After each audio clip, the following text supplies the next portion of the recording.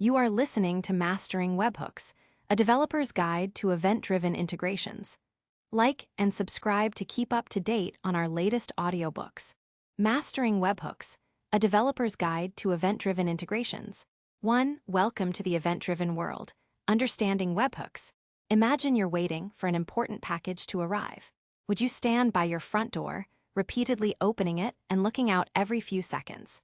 Or would you prefer to get a notification on your phone the moment the delivery driver rings your doorbell? For the world of software applications, webhooks are that doorbell.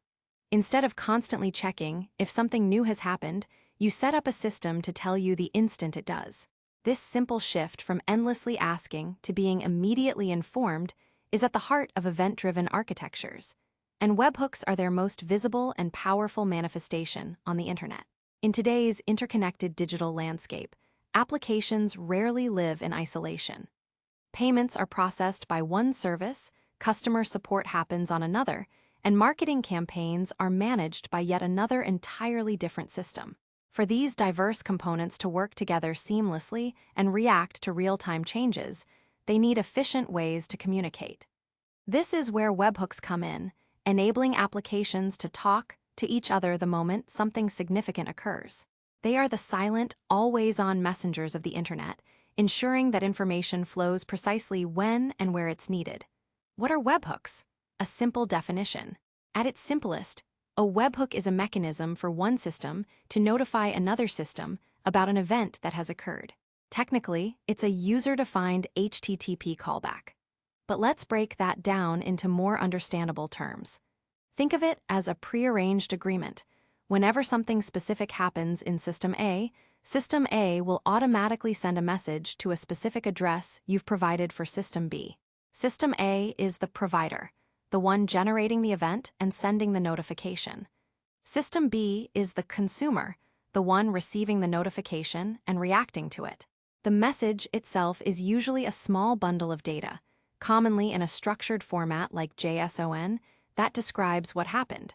And the address is simply a unique web address, a URL, that the consumer has prepared specifically to receive these messages. Here's the core concept. An event occurs. Something noteworthy happens, e.g., a new user signs up, an invoice is paid, a file is uploaded. The provider acts. The application where the event happened, the provider, notices this event. The provider sends a message. The provider then creates a message containing details about the event and sends it as an HTTP request to a specific web address. The consumer listens. The application at that web address, the consumer, is constantly listening for these incoming messages. The consumer reacts. Upon receiving the message, the consumer processes the information and performs an action based on it. This proactive, event-driven approach is what gives webhooks their power and efficiency. Webhooks versus polling, the efficiency debate. To truly appreciate webhooks, it's helpful to compare them to a more traditional, and often less efficient, method of getting updates. Polling works much like you standing at your front door, constantly checking for that package. In the software world, it means a client application repeatedly sends requests to a server asking, "Has anything new happened since the last time I asked?" The server responds, either with new data or with an empty response indicating nothing has changed. Imagine you've ordered food from your favorite restaurant's app. If the app were using polling, it would send a message to the restaurant system every 30 seconds, asking, "Is my order ready yet? How about now?" Now, this might seem harmless for one order, but multiply that by thousands of customers, and the restaurant system is spending a lot of effort responding to no-change messages. This leads to latency. There's always a delay between when an event actually happens and when the client polls and discovers it. Your order might be ready, but you won't know until the next time you ask. Wasted resources. Both the client and the server are expending resources, network bandwidth, processing power on unproductive communication. Most of the time, the answer is no, but the systems still have to perform the request and send the response. API rate limits. Many APIs impose limits on how many requests you can make in a given period. Constant polling can quickly hit these limits, making your application unable to fetch other important information. Webhooks, on the other hand, embrace a push model. Instead of you repeatedly asking the restaurant, they send you a notification via SMS the moment your food is ready for pickup. In the software context, when an event happens, the provider instantly pushes the relevant information to the consumer. This means real-time updates. You get the information exactly when the event occurs, not during the next polling interval. This is critical for applications where timeliness matters, like payment processing or fraud detection. Efficient resource usage. Resources are only used when an actual event needs to be communicated. There's no constant back and forth for no-change responses, saving bandwidth and processing power for both the sender and receiver. Immediate notification. The moment your system rings the doorbell, you know it. This enables instant reactions and seamless automated workflows. So, while polling is a viable solution for some scenarios, webhooks offer clear advantages in efficiency, responsiveness, and resource conservation, making them the preferred choice for real-time integrations. Webhooks versus traditional REST APIs. Complementary tools. Often, webhooks are confused with traditional REST APIs or application programming interfaces. While they both use HTTP, they serve distinctly different purposes and are, in fact, highly complementary.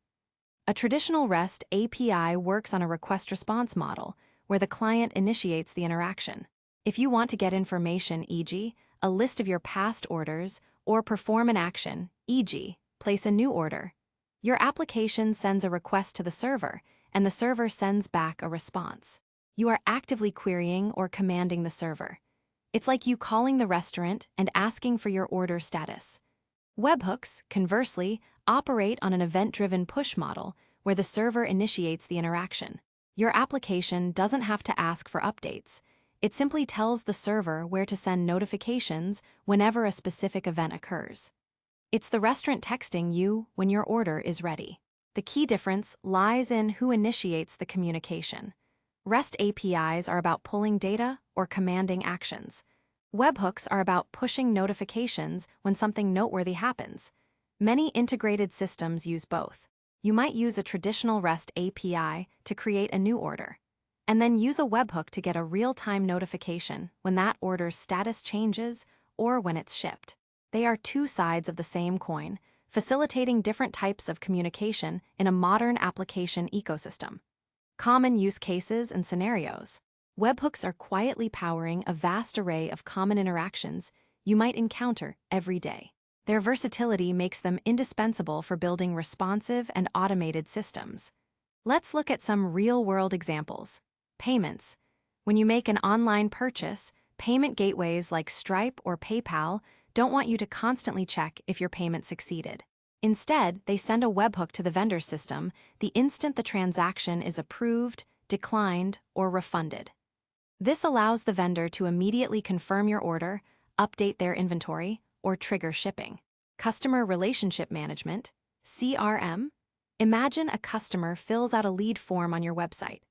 A webhook can instantly notify your CRM system, creating a new lead record and perhaps even assigning it to a sales representative, all without manual intervention. Continuous integration, continuous deployment, CI/CD. When developers push new code to a version control system like GitHub, a webhook can trigger an automated build process in a CI/CD pipeline, like Jenkins or Travis CI. This enables continuous testing and deployment, accelerating software delivery. Chatbots and messaging applications. If you interact with a chatbot, say on a commerce website, your message is often delivered to the chatbot's processing engine via a webhook. This allows the chatbot to receive your input in real time and formulate a response. E-commerce.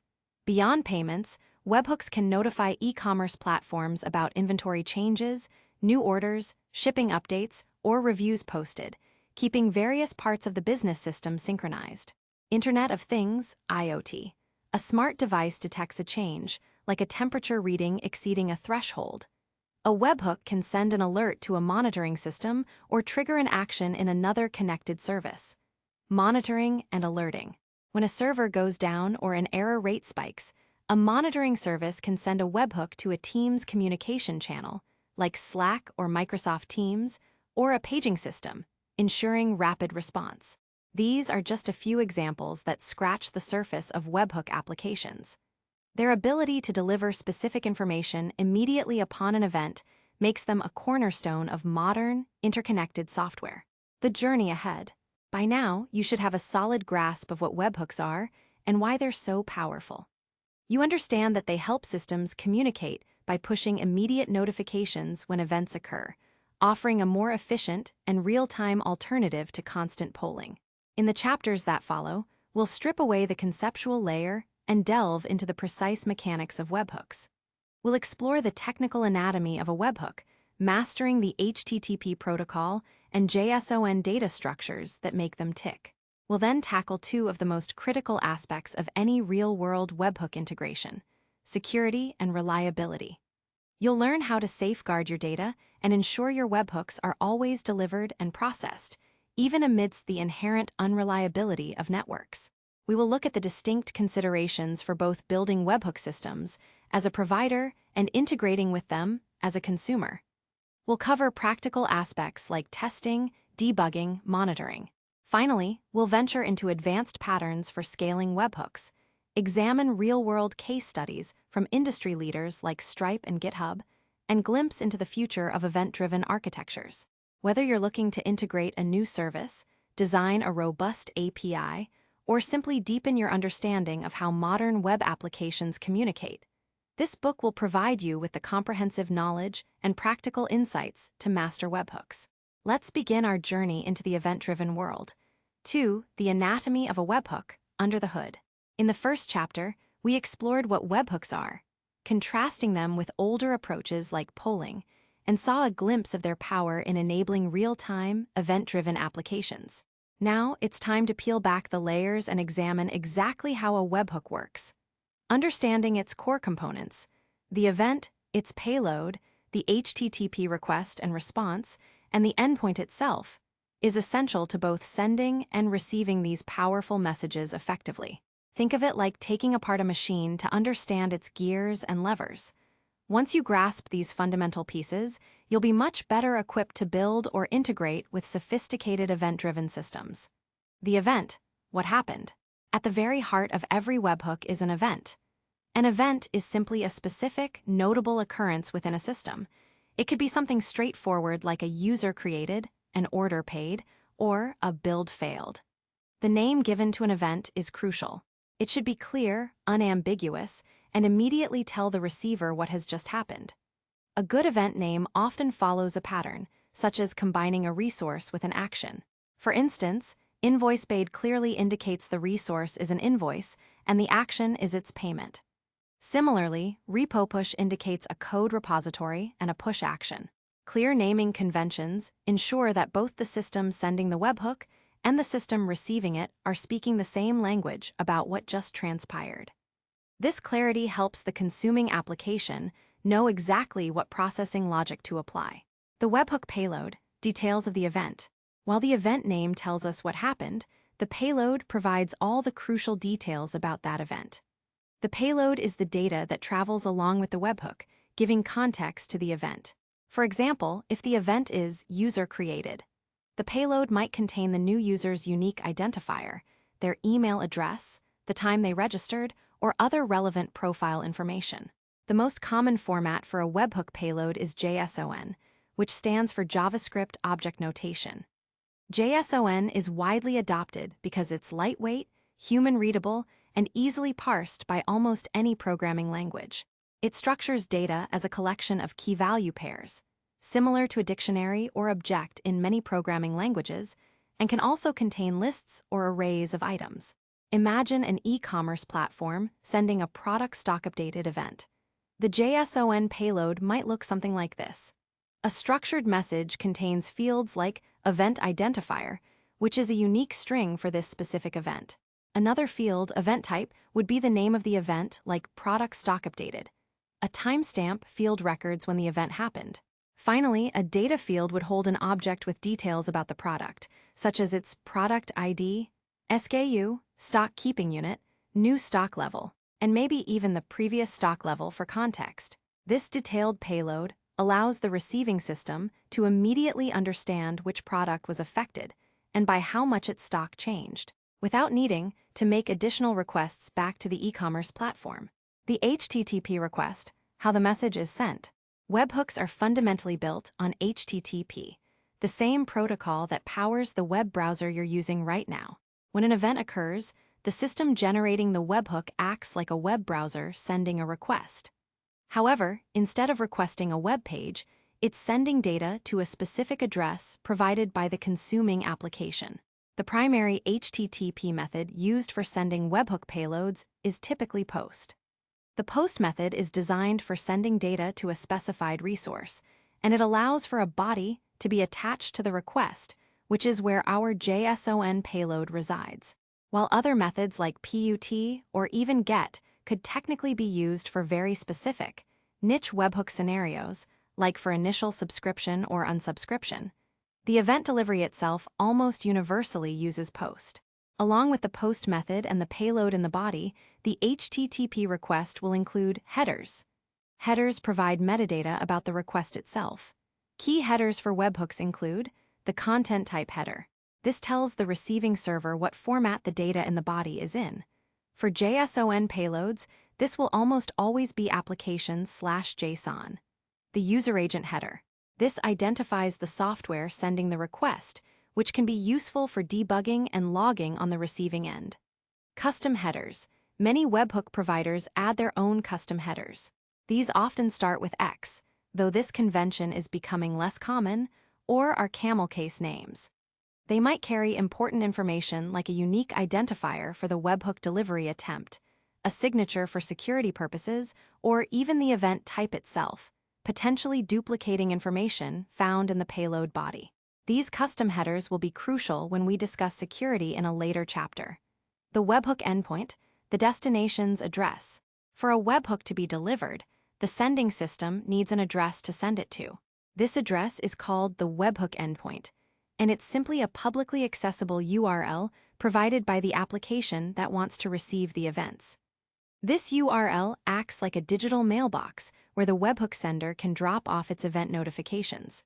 For example, if you're building an application to track payment statuses, you might provide a URL like https://your-app.com/webhook/payment-updates. When a payment event occurs, the payment service would then send its POST request, containing the payment status payload, to this specific URL. It's generally a good practice for webhook endpoints to have long, somewhat unpredictable URLs. While this doesn't offer strong security on its own, it adds a small layer of obscurity, making it slightly harder for someone to guess your endpoint and start sending you unsolicited, potentially malicious requests.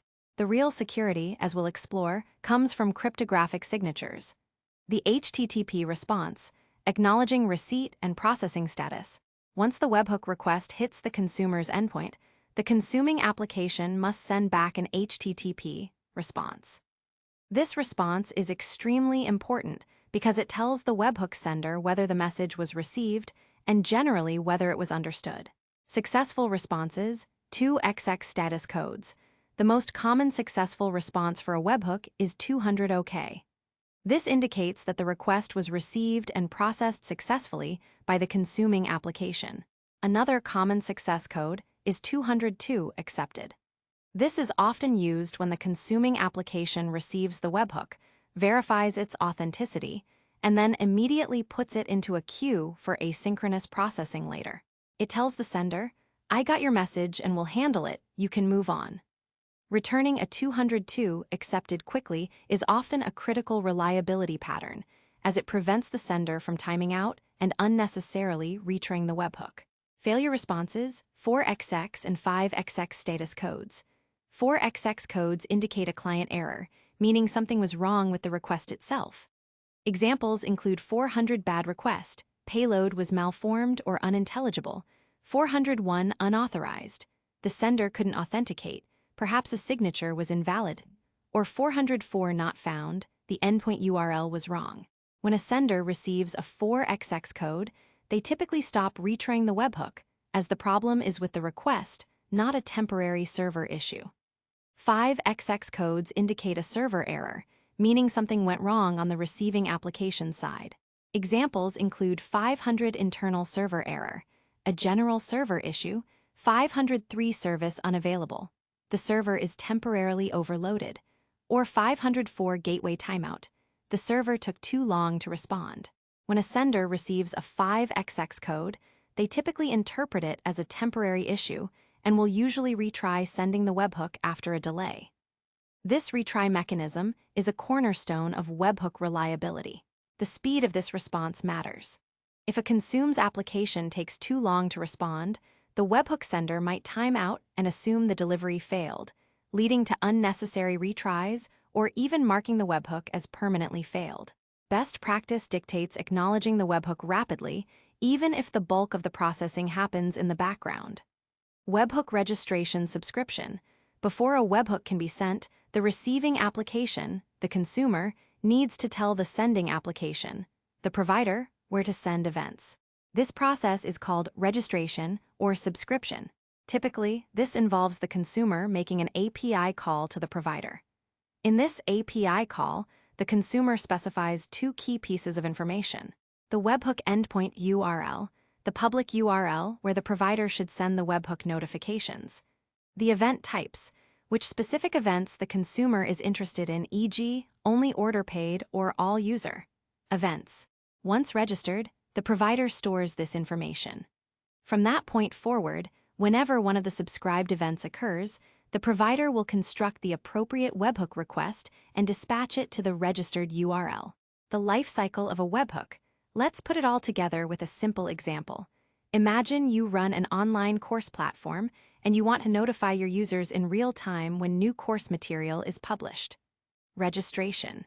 Your course platform application makes an API call to your content management system, CMS, provider saying, "Please send content published events to https my-course-app.com/webhooks/new-content. Event occurs. Your course creator clicks Publish on a new lesson within the CMS. This triggers a content published event. Payload creation. The CMS prepares a JSON payload with details about the new lesson, e.g., lesson title, course ID, author, URL. HTTP request. The CMS constructs an HTTP post request, placing the JSON payload in the request body, sets the content type header to application/JSON, and points it to https my-course-app.com/webhooks/new-content. It might also add a custom security signature header. Delivery. The CMS sends this request over the internet. Endpoint reception. Your course platform's webhook endpoint receives the post request. Processing and response. Your application first quickly validates the security signature. If valid, it places the lesson data into an internal queue for background processing, e.g., to send out email notifications to students. It then immediately sends back a 202 accepted HTTP response to the CMS. Sender acknowledgement. The CMS receives the 202 accepted response, marks the webhook as successfully delivered, and moves on. This journey, from an event's inception to its acknowledgement, forms the recurring pattern you'll encounter with almost every webhook integration. Understanding each step is your foundational knowledge for building robust and reliable webhook systems. Conclusion. This chapter has dissected the webhook, revealing its fundamental components. The event that signals change, the payload that carries its critical details, the HTTP request that transports it, the unique endpoint that receives it, and the crucial HTTP response that acknowledges it. With this understanding, you are ready to delve into the vital aspects of making these interactions secure and reliable, which will be the focus of our next two chapters. 3 building blocks of communication: HTTP and JSON for webhooks. In the previous chapter, we dissected the core components of a webhook, from the event and its payload to the HTTP request and response. We saw that webhooks leverage the familiar structure of the Internet's communication protocol. Now, it's time to delve deeper into these foundational technologies. HTTP, the language of the web, and JSON, the universal format for data exchange. Understanding these building blocks is crucial for both effectively sending and reliably receiving webhooks. HTTP essentials for webhooks. HTTP, or Hypertext Transfer Protocol, is the backbone of the World Wide Web. It's the set of rules that governs how clients, like your web browser or a webhook sender, communicate with servers, like web applications or a webhook receiver. While HTTP is complex in its entirety, only specific parts are critically relevant to webhooks. HTTP versions.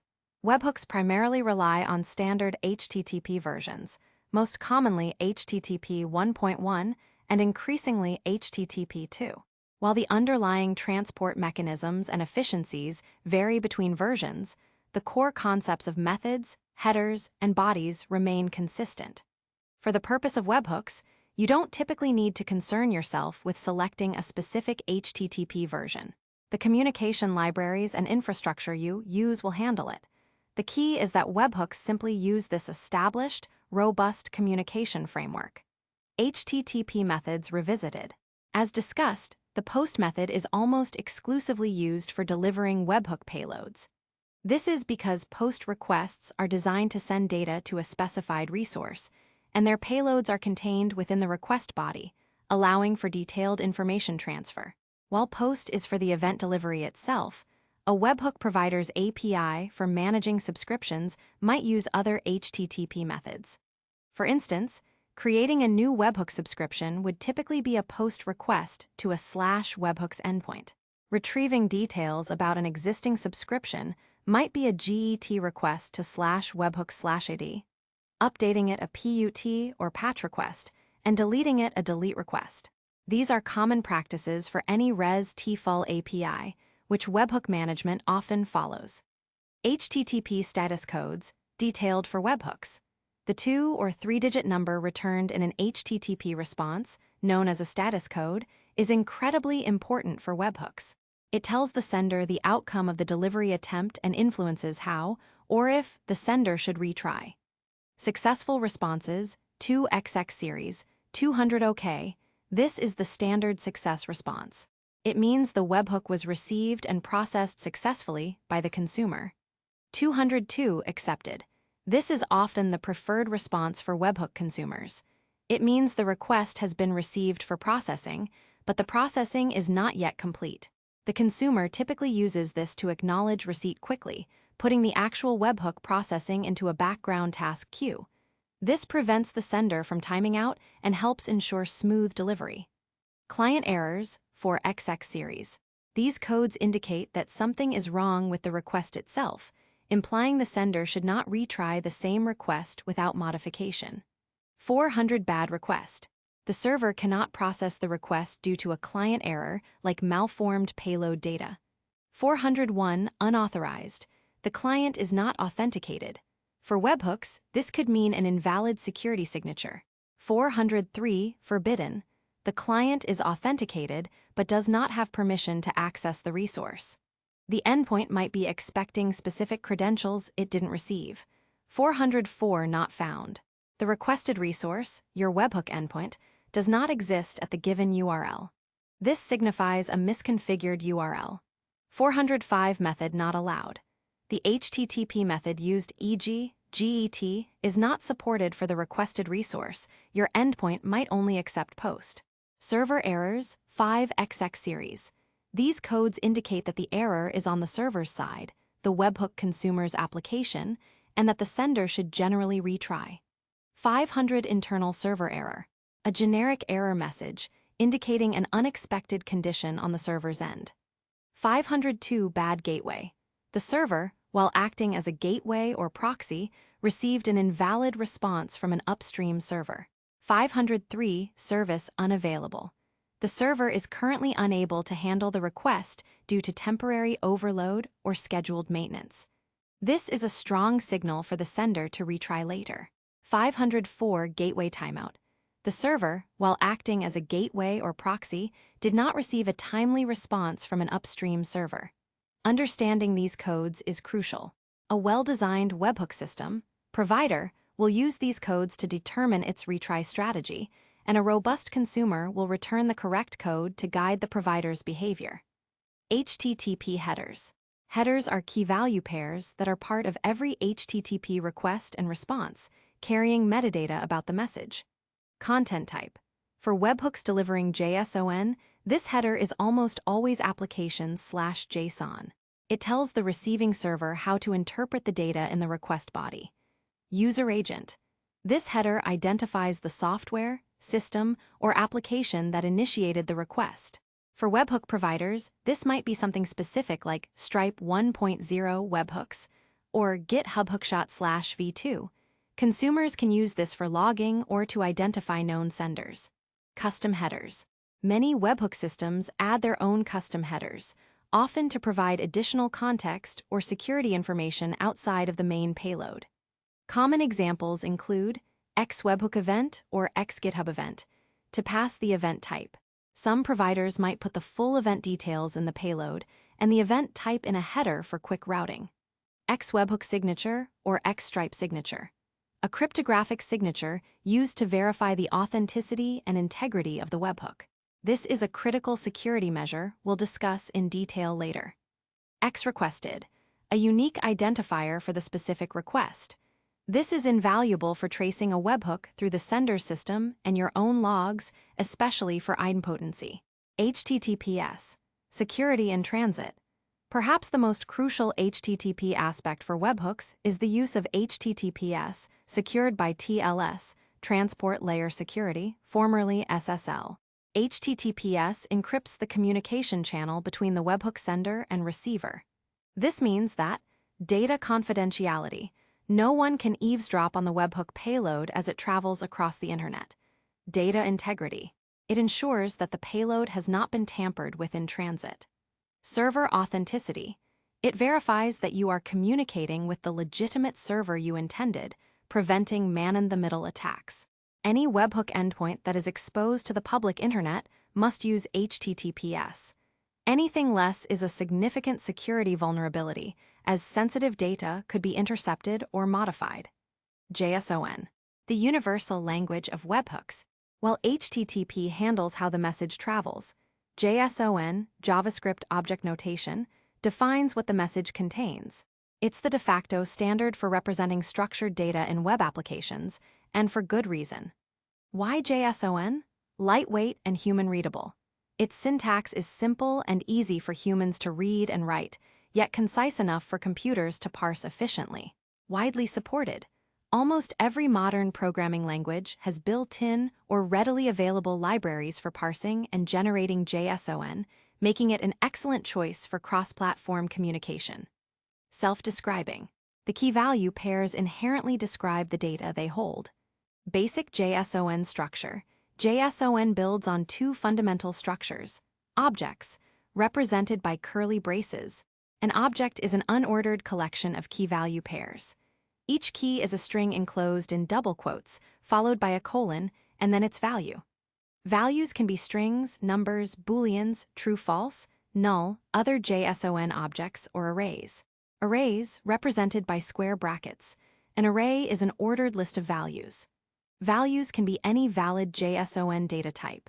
For example, a webhook payload for an order-updated event might contain a JSON object with keys like event_ID, event_type, timestamp, and a complex order object.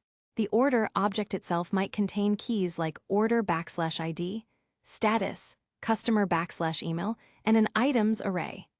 Each item in that array would be another object with properties like product_name, quantity, and price. Designing effective JSON payloads. The way you structure your JSON payload profoundly impacts how easy it is for consumers to integrate with your webhook system. Clarity.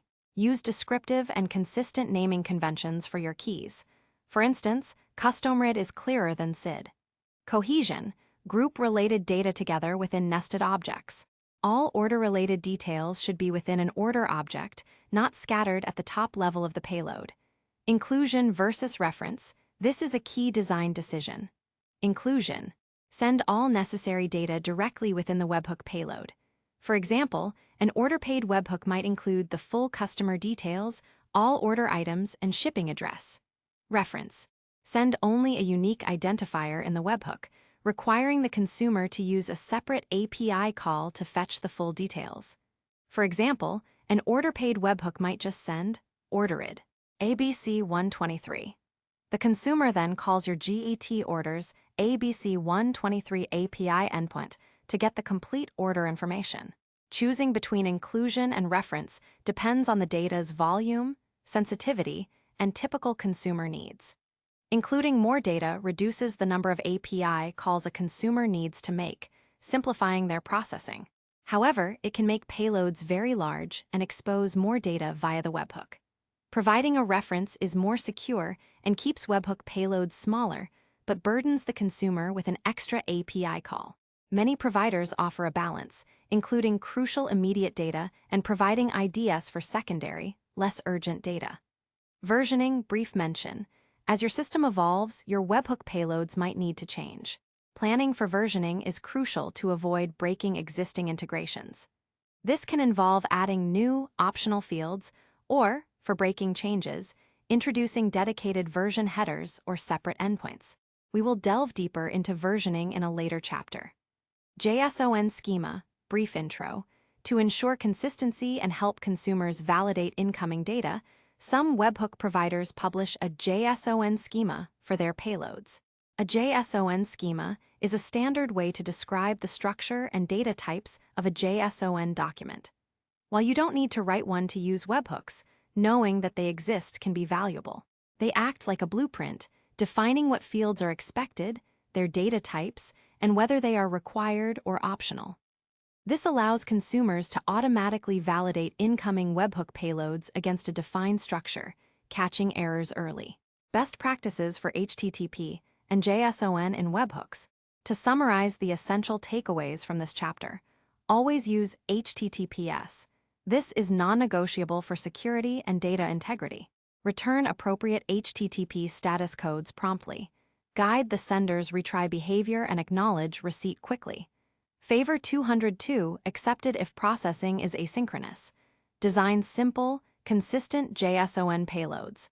Use clear naming, group related data, and be mindful of payload size. Consider inclusion versus reference for payload data. Balance immediate utility with payload size and security. Utilize HTTP headers effectively. Extract event types, security signatures, and unique request identifiers for robust processing. By meticulously applying these principles, you ensure that your webhook communication is not just functional, but also secure, efficient, and easy to integrate with. In the next chapter, we'll focus exclusively on the foundational measures required to protect your webhook integrations, both as a sender and a receiver. For security first, protecting your webhook integrations. In the previous chapter, we established that webhooks communicate over HTTP and carry data in JSON payloads. While these are powerful building blocks, their public nature also introduces significant security risks. Because webhooks typically involve one server proactively sending data to another's public endpoint, they can be vulnerable to various attacks if not properly secured. Imagine leaving your digital mailbox open for anyone to drop off messages, or worse, for malicious actors to impersonate legitimate senders. Security is not an afterthought. It must be designed into your webhook system from the ground up, whether you are sending or receiving. Failure to do so can lead to unauthorized data access, corrupted information, system downtime, or even widespread compromise. This chapter will outline the most critical security measures for both webhook providers, senders, and consumers, receivers. The threat model for webhooks. Before discussing defenses, let's understand what we're defending against. Unauthorized access/impersonation. An attacker pretends to be a legitimate webhook provider and sends fake event notifications to your endpoint, trying to trick your system into performing actions or processing bad data. Or an attacker intercepts your legitimate webhook and reroutes it to their own system. Data tampering. An attacker intercepts a legitimate webhook payload in transit and modifies its content before it reaches your endpoint, potentially changing financial amounts, user details, or other critical event data. Replay attacks. An attacker captures a legitimate webhook payload, including its security signature, and resends it later, trying to trigger the same action multiple times. For instance, repeatedly crediting an account. Denial of service, DoS. An attacker floods your webhook endpoint with a massive number of requests, attempting to overwhelm your server and make your service unavailable to legitimate traffic. Server-side request forgery, SSRF/webhook phishing. This threat is primarily to the provider. If a provider allows consumers to specify any URL for their webhook endpoint, a malicious consumer might provide an internal or sensitive URL, e.g., HTTP 127.0.0.1/admin, to get the provider's server to make a request to a resource it shouldn't access. Core security measures for webhook consumers. Receiving webhooks. When your application is receiving webhooks, your primary concerns are ensuring that the incoming message is legitimate, sent by the expected provider, and that its content has not been altered. 1. Use HTTPS always. This cannot be stressed enough. Always expose your webhook endpoint over HTTPS. As discussed in the previous chapter, HTTPS encrypts the communication channel. This prevents casual eavesdropping, data confidentiality, and ensures that the data wasn't modified while in transit, data integrity. If someone tries to send you a webhook over plain HTTP, reject it. In an audiobook context, imagine a secret message being whispered versus being shouted across a crowded room. HTTPS is the whisper, encrypted and private. 2. IP whitelisting, optional but recommended with caveats. Some webhook providers publish a list of static IP addresses from which they will send webhooks. If your provider offers this, you can configure your firewall or application to only accept incoming requests from these specific IP ranges. This adds a basic layer of defense, making it harder for unauthorized sources to even reach your webhook endpoint. However, be aware of the drawbacks.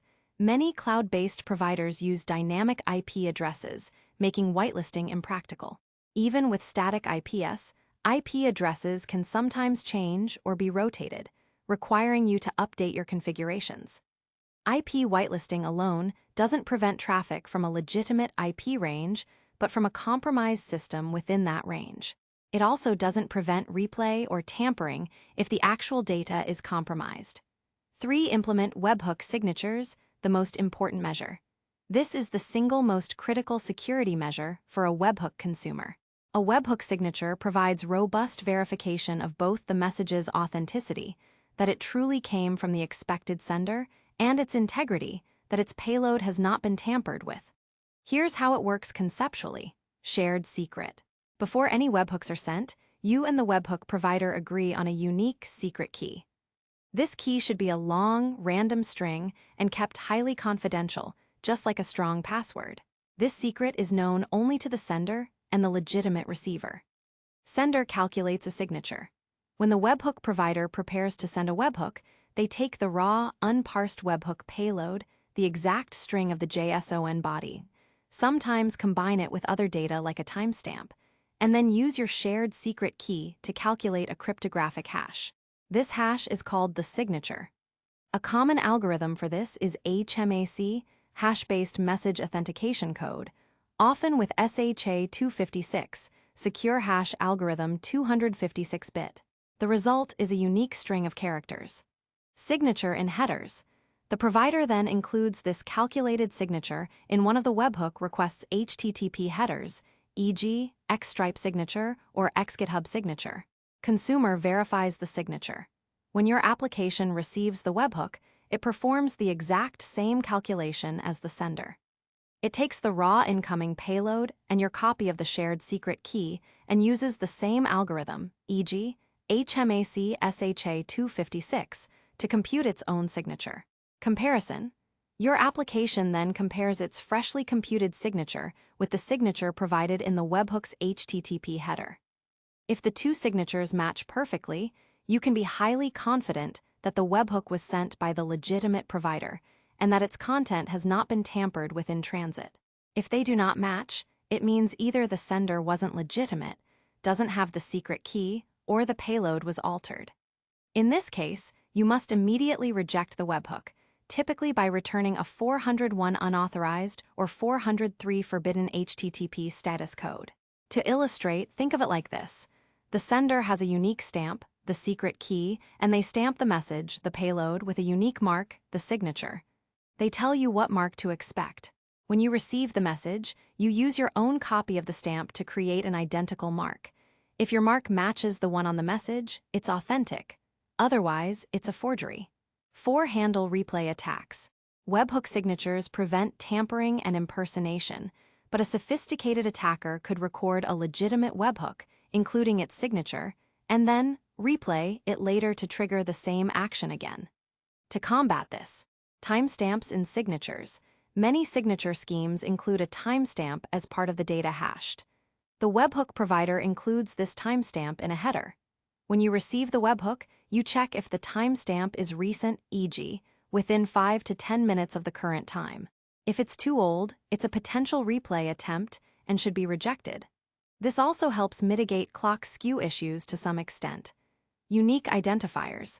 Include a unique, non-repeating identifier for each webhook delivery attempt, often provided in a header like X requested. Store these IDs in a database or cache for a short period, e.g., a few days.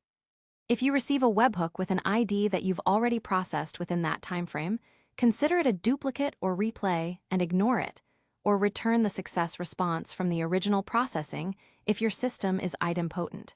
5. Principle of least privilege. When you consume a webhook, the processing logic for that webhook should only have access to the resources absolutely necessary to perform its task. If a webhook is meant to update a user's address, it should not have the ability to delete all users from your database. Security measures for webhook providers sending webhooks.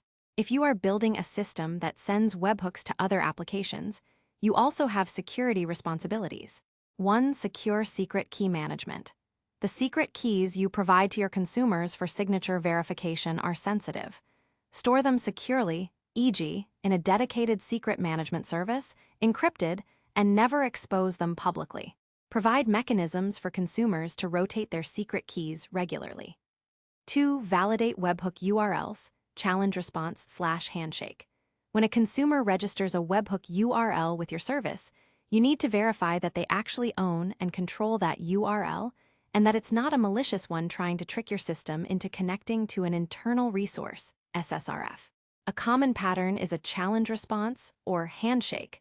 When a consumer provides a URL, you send a GET request to that URL. In this request, you include a unique temporary token, the challenge. The consumer's endpoint must then immediately respond to your request by echoing back that specific token. If the consumer sends back the correct token, you know they control the URL and can activate their webhook. If not, reject the subscription. This prevents webhook phishing, where an attacker registers a webhook pointing to a service you wish to attack through your system. 3. Rate limiting and circuit breaking. Protect your own system from malicious or misconfigured webhook consumers. If a consumer's endpoint is consistently failing or responding very slowly, excessive retries on your part could consume your resources. Implement rate limiting. Limit the number of webhook requests you send to a particular endpoint over a period. Circuit breaking. If a consumer's endpoint is constantly returning 5xx errors or timing out, temporarily stop sending webhooks to that endpoint for a period, allowing it to recover and preventing your system from wasting resources on failed attempts. This will be discussed more in the reliability chapter. 4. Prevent SSRF, server-side request forgery. Beyond the challenge response for initial URL validation, always validate the scheme and host of any URL you are asked to send a webhook to. Do not allow requests to internal IP addresses, e.g., 10.0.0.0/8, 172.16.0.0/12, 192.168.0.0/16, 127.0.0.1, localhost, or other reserved network ranges. This safeguards your internal network. Incident response. No security measure is foolproof, and breaches can happen. Have a plan for what to do if a security incident related to your webhooks occurs. This includes logging and monitoring for unusual activity, a process for quickly revoking or rotating secret keys, communication plan to notify affected consumers or providers. Summary. Security is paramount for webhooks. For consumers, the two non-negotiables are HTTPS on your endpoint and signature verification on every incoming webhook. These two measures provide a robust foundation against the most common threats. For providers, validating consumer URLs and managing secret keys securely are equally critical. By prioritizing these security best practices, you build trust and ensure the integrity of your event-driven integrations. 5. Reliability matters, ensuring your webhooks deliver. We've covered what webhooks are, how they are structured using HTTP and JSON, and how to secure them. Now, we turn our attention to an equally critical aspect: reliability. The internet, for all its wonders, is inherently unreliable. Networks can experience glitches, servers can go down, and applications can encounter unexpected errors. For webhooks, which rely on one system making a request to another over this often unpredictable network, ensuring that notifications are delivered and processed correctly is paramount. Imagine an e-commerce store losing orders because payment confirmations didn't reach their system, or a CI/CD pipeline failing to trigger builds because code commit notifications were lost. Such scenarios highlight why reliability is not just a desirable feature, but a fundamental requirement for any serious webhook integration. Common failure points in webhook delivery. Before diving into solutions, let's understand where things can go wrong. Network outages. The internet connection between the sender and receiver could temporarily drop, either on one side, the other, or somewhere in between. Consumer endpoint downtime or errors. The receiving server could be offline, overloaded, undergoing maintenance, or experiencing internal application errors that prevent it from processing the webhook. Provider issues. The system sending the webhook might encounter its own internal issues, preventing it from dispatching the notification. Slow processing at the consumer. If the receiving application takes too long to process a webhook, the sender might time out and assume the delivery failed, even if it eventually succeeded. Payload issues. The webhook payload might be malformed, too large, or contain unexpected data, causing the receiver to reject it. Given these many points of failure, both webhook providers, senders, and consumers, receivers, must implement robust strategies to ensure reliable communication. Reliability patterns for webhook providers. Sending webhooks. When you are the one sending webhooks, your primary responsibility is to ensure that your events are eventually delivered to the subscribed consumers, even if their systems are temporarily unavailable. 1. Retries with exponential backoff. This is the single most important mechanism for a webhook provider. Not all errors are permanent. A 503 service unavailable response from a consumer often means they're just having a temporary hiccup and will be back online soon. How it works: when a webhook delivery fails, e.g., receives a 5xx error or times out, the provider doesn't just give up. Instead, it schedules a retry. To avoid overwhelming a struggling consumer, these retries should use exponential backoff. This means that the time between retries increases exponentially with each attempt. For example, the first retry might be after 1 second, the second after 5 seconds, the third after 30 seconds, the fourth after 2 minutes, and so on. This gives the consumer ample time to recover. Jitter. To avoid all retrying consumers hitting a recovering service at the exact same exponential interval, some jitter, randomness, is often added to the backoff time. Capping retries. Retries should not go on indefinitely. There should be a maximum number of retries or a total time limit, e.g., try for up to 3 days. After exhausting all retries, the webhook event is typically considered undeliverable and moves to a dead letter queue. Conceptualizing this, imagine you're calling a friend. If they don't answer, you wait a minute and call again. If they still don't answer, you wait 5 minutes, then 30 minutes, then perhaps a few hours, gradually giving them more time before assuming they're truly unavailable. 2. Dead letter queues, DLQS, / failed event storage. What happens to those events that exhaust all retries and still cannot be delivered? They shouldn't just disappear. A dead letter queue is a designated storage area for these persistently undeliverable messages. Storing failed events in a DL queue serves several purposes. Prevents data loss. It ensures that even if a webhook can't be delivered automatically, the event data isn't simply discarded. Visibility. It provides clarity into what events failed and why, enabling manual intervention. debugging. It allows engineers to inspect the failed events, understand the specific error, and potentially fix the issue before reprocessing. Think of it as a special, lost, and found box for important messages that couldn't reach their destination. 3. Asynchronous processing/message queues. Generating a webhook should almost never be part of the critical path of the original event. For example, when a user completes a payment, recording the payment in your database is critical. Sending a webhook related to that payment is not critical for the payment itself, but for downstream systems. To achieve this separation, webhook sending should be an asynchronous process, often leveraging internal message queues. When an event occurs, e.g., payment completed, instead of immediately trying to send the webhook, the event is first placed onto an internal message queue, like a conceptual outbox for webhooks. A separate, dedicated webhook dispatcher service then picks up events from this queue and attempts to send them. Benefits of this approach: decoupling. The core system isn't blocked or slowed down by webhook delivery attempts. If the webhook dispatcher goes down, the core system can continue operation. Scalability. You can scale the webhook dispatcher independently to handle surges in events. Resilience. The message queue acts as a buffer. If the consumer is temporarily unavailable, messages simply queue up instead of being lost or retried immediately by the core system. 4. Circuit breakers. While retries are good for intermittent failures, if a consumer's endpoint is consistently failing for an extended period, continuously attempting to send webhooks to it is wasteful and can even harm the recovering consumer. This is where a circuit breaker pattern comes in. How it works conceptually: a circuit breaker monitors requests to an external service. If the error rate for that service crosses a certain threshold, the circuit opens. When the circuit is open, all subsequent requests to that service are immediately failed or rerouted to a fallback without even attempting to connect. After a predefined cooldown period, the circuit moves to a half-open state, allowing a few test requests through. If these succeed, the circuit closes and normal traffic resumes. If they fail, it remains open.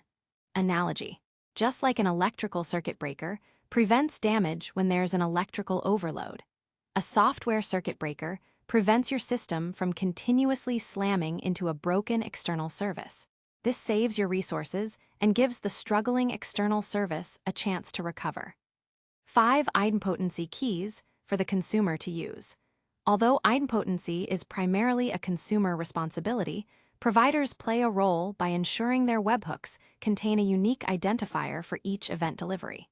This is often an XRequestID HTTP header or a unique ID field within the payload.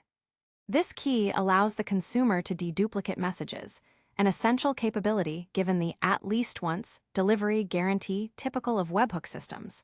Reliability patterns for webhook consumers. Receiving webhooks. When you are receiving webhooks, your responsibility is to process them effectively and return the correct HTTP response to the sender in a timely manner. The mantra here is usually, respond fast, process later. 1. Respond quickly. Sacrifice in-band processing for a sync. The single most important reliability pattern for a webhook consumer is to return an HTTP 200 OK or 202 accepted response as quickly as possible. This tells the sender, I got your message, you can stop trying to send it. How it works: when a webhook hits your endpoint, your application should perform minimal, critical tasks immediately, like security validation and logging. Then, instead of executing all the business logic within that single request, it should immediately place the webhook payload onto an internal message queue. A separate, dedicated background worker or process then picks up the payload from this queue for the actual business logic processing. Conceptual example: imagine your webhook endpoint receiving an order paid event. Your application might first check the signature. If valid, it will then take the entire webhook payload and put it onto a queue for new orders. It then immediately sends back a 202 accepted response to the payment provider. Later, a worker process will pull the order details off the queue and perform actions like updating your inventory, notifying shipping, or sending a confirmation email to the customer. By responding quickly, you prevent the sender from timing out, starting unnecessary retries, and potentially causing duplicate processing if your system eventually completes the work but too late for the sender's timeout. 2. Idempotency. Given that webhook providers use retries, it's highly likely that your application will receive the same webhook event multiple times. This is where idempotency becomes critical. An operation is idempotent if executing it multiple times produces the same result as executing it once. Why it's essential? Without idempotency, receiving a payment notification twice could result in a customer being charged twice, or an event being logged multiple times, leading to data inconsistencies. How to implement? For every webhook you receive, there should be a unique identifier, often provided by the sender in the payload itself or in a custom header, e.g., evented XRequest ID. Before processing a webhook's business logic, check if you have already processed an event with that unique identifier. If you have already seen and successfully processed that ID, simply acknowledge the webhook, return 200 OK, and do nothing else. If you haven't seen the ID before, process the webhook, and then, importantly, record that you have processed this ID. This recording must happen before the business logic takes effect, or as part of the same atomic transaction. Conceptualizing this, if you're handed a numbered ticket and asked to get a coffee, you'll first check if you've already redeemed that specific ticket number.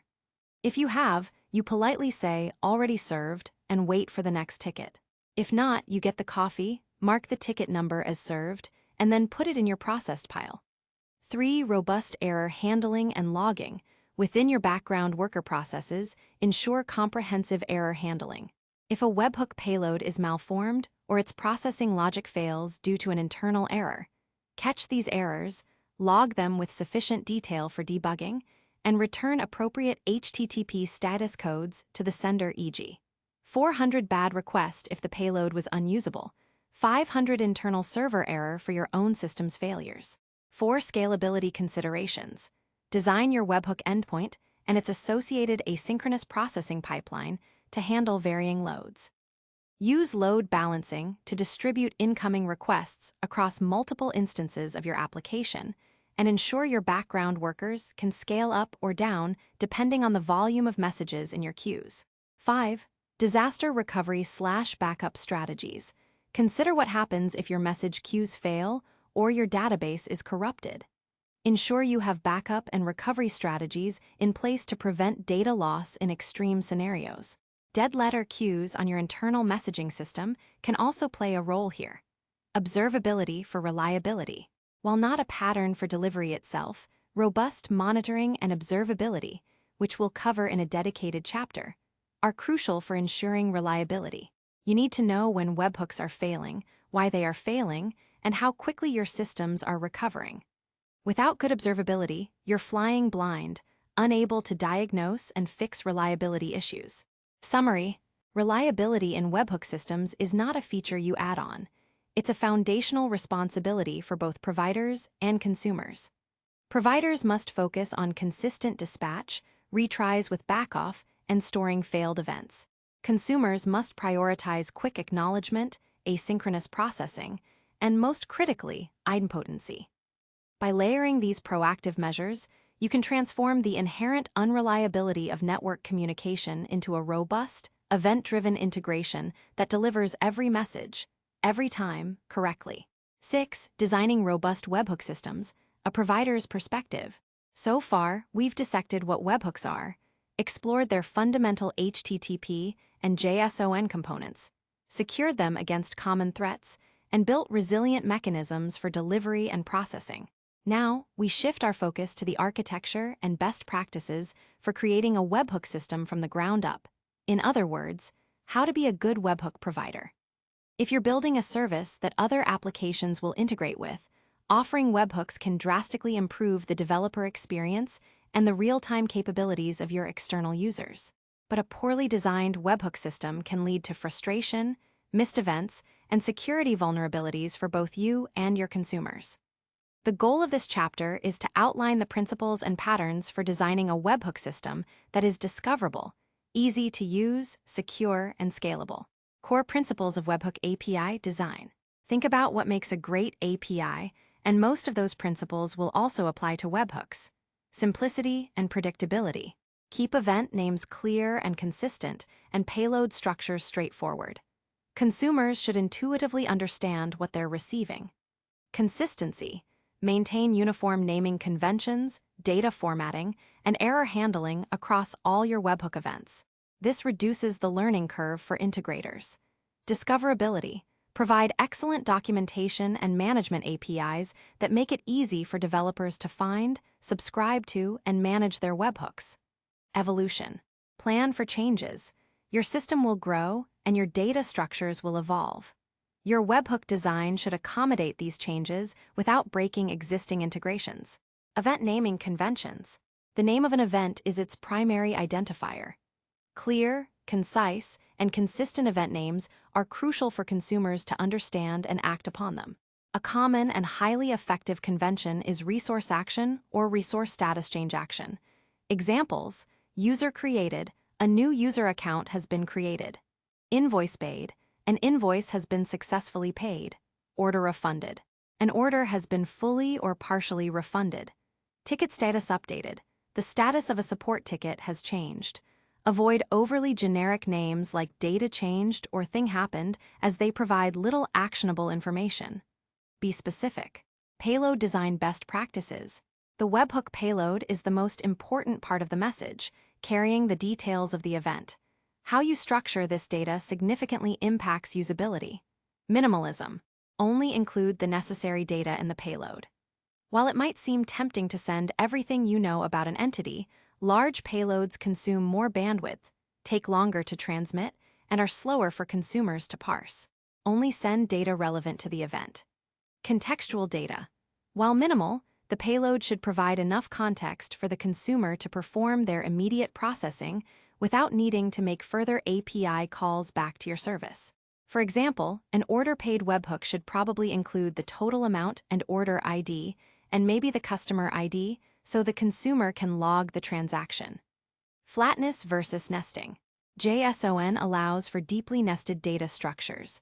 While helpful for grouping related data, excessive nesting can make parsing cumbersome. Strive for a balance. Group related attributes in a single object, but avoid overly complex hierarchies. Inclusion versus reference, revisited. This is a key design choice from Chapter 3. Inclusion. You embed all relevant data directly into the webhook payload. For a payment, this might include the customer's billing address, the list of purchased items, and the payment method details. Reference. You only include a unique identifier, like an order ID or user ID, in the payload, requiring the consumer to make a subsequent API call to your system to retrieve the full details. The choice often boils down to payload size, larger for inclusion, smaller for reference. Consumer efficiency. Inclusion reduces API calls for the consumer, simplifying their logic and reducing their latency. Reference adds a step, but might be necessary for very large data sets. Security. Inclusion means more data sent in the webhook, so consider the sensitivity. Reference keeps sensitive data behind an API call. Many robust providers offer a hybrid approach, including core, commonly needed data in the webhook, and providing IDS for consumers to optionally fetch more detailed or less frequently accessed information via a separate API. Versioning the payload API. This is one of the most challenging aspects of long-lived webhook systems. As your product evolves, your event structures might need to change. Breaking existing customers' integrations is highly undesirable. Strategies for backward compatibility and versioning. Adding new fields. The simplest and most backward compatible change is adding new, optional fields to an existing payload structure. Consumers should be designed to ignore fields they don't recognize. Semantic versioning for webhooks. Some providers use a date-based versioning scheme, e.g., Webhook Kappa version 2024 to 3:1, or a simple version number v1, v2. Version headers. Include a header like X Webhook API version, allowing consumers to specify which version of the payload they expect. If a consumer doesn't specify, default to an older, stable version. Dedicated endpoints for major versions. For substantial, breaking changes, you might introduce entirely new webhook endpoints, e.g., /webhook/v1 and /webhook/v2. Consumers would then explicitly register with the v2 endpoint if they wish to migrate and adapt to the new structure. Clear deprecation policies. If you must deprecate an old version, communicate it clearly, provide ample notice, and offer tools or guides to help consumers migrate. Support multiple versions concurrently for a reasonable transition period. Webhook Management API. Consumers need a programmatic way to subscribe, update, and delete their webhooks. This is typically provided via a standard REST API exposed by your service. Your Webhook Management API might include post/webhooks to create a new webhook subscription. The request body might contain the consumer's target URL and a list of event types they wish to subscribe to. Get webhooks to retrieve a list of existing subscriptions for the authenticated consumer. Get /webhook/id to fetch details of a specific webhook subscription. Put patch/webhook/id to update an existing webhook subscription, e.g., change the target URL or subscribed event types. Delete /webhook/id to remove a webhook subscription. This API is critical for enabling self-service integration and reducing manual overhead for both you and your consumers. Subscription management, provider's internal view. Internally, your system needs to manage all active webhook subscriptions. This involves secure storage, storing the consumer's target URLs, subscribed event types, and associated secret keys for signing in a secure, encrypted database.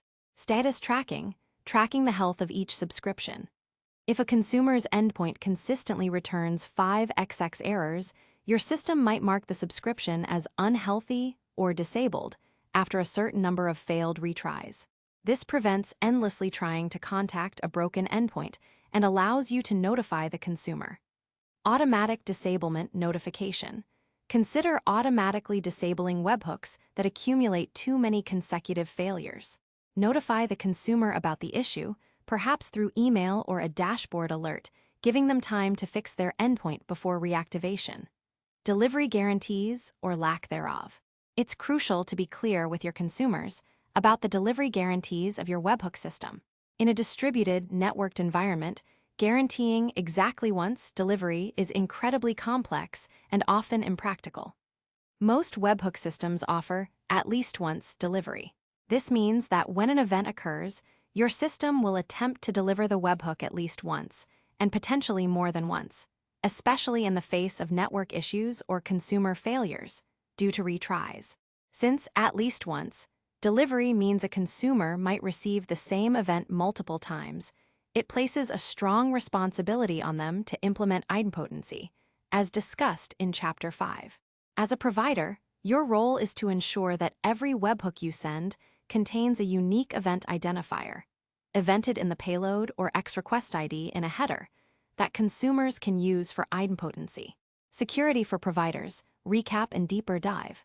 While Chapter 4 detailed security for both sides, let's reinforce the provider's obligations. Strict URL validation.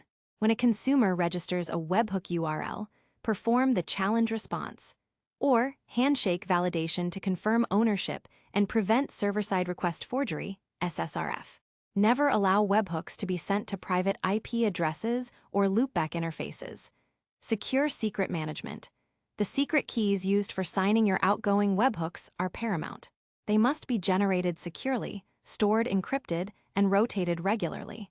Providing self-service secret rotation for your consumers is a strong security feature. Signing outgoing payloads.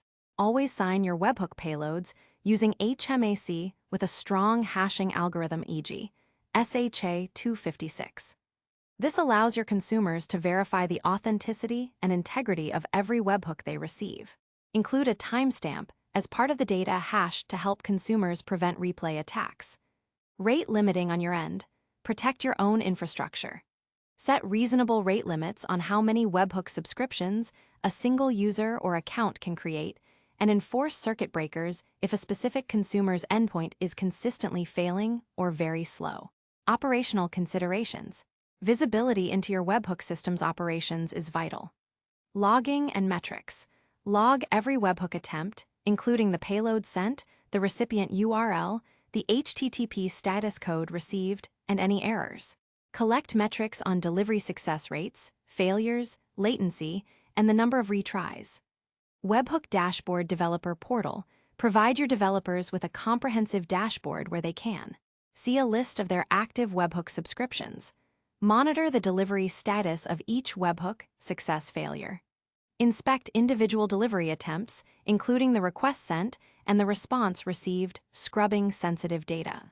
Resend failed webhooks manually for debugging. Manage and rotate their secret keys. Access clear documentation.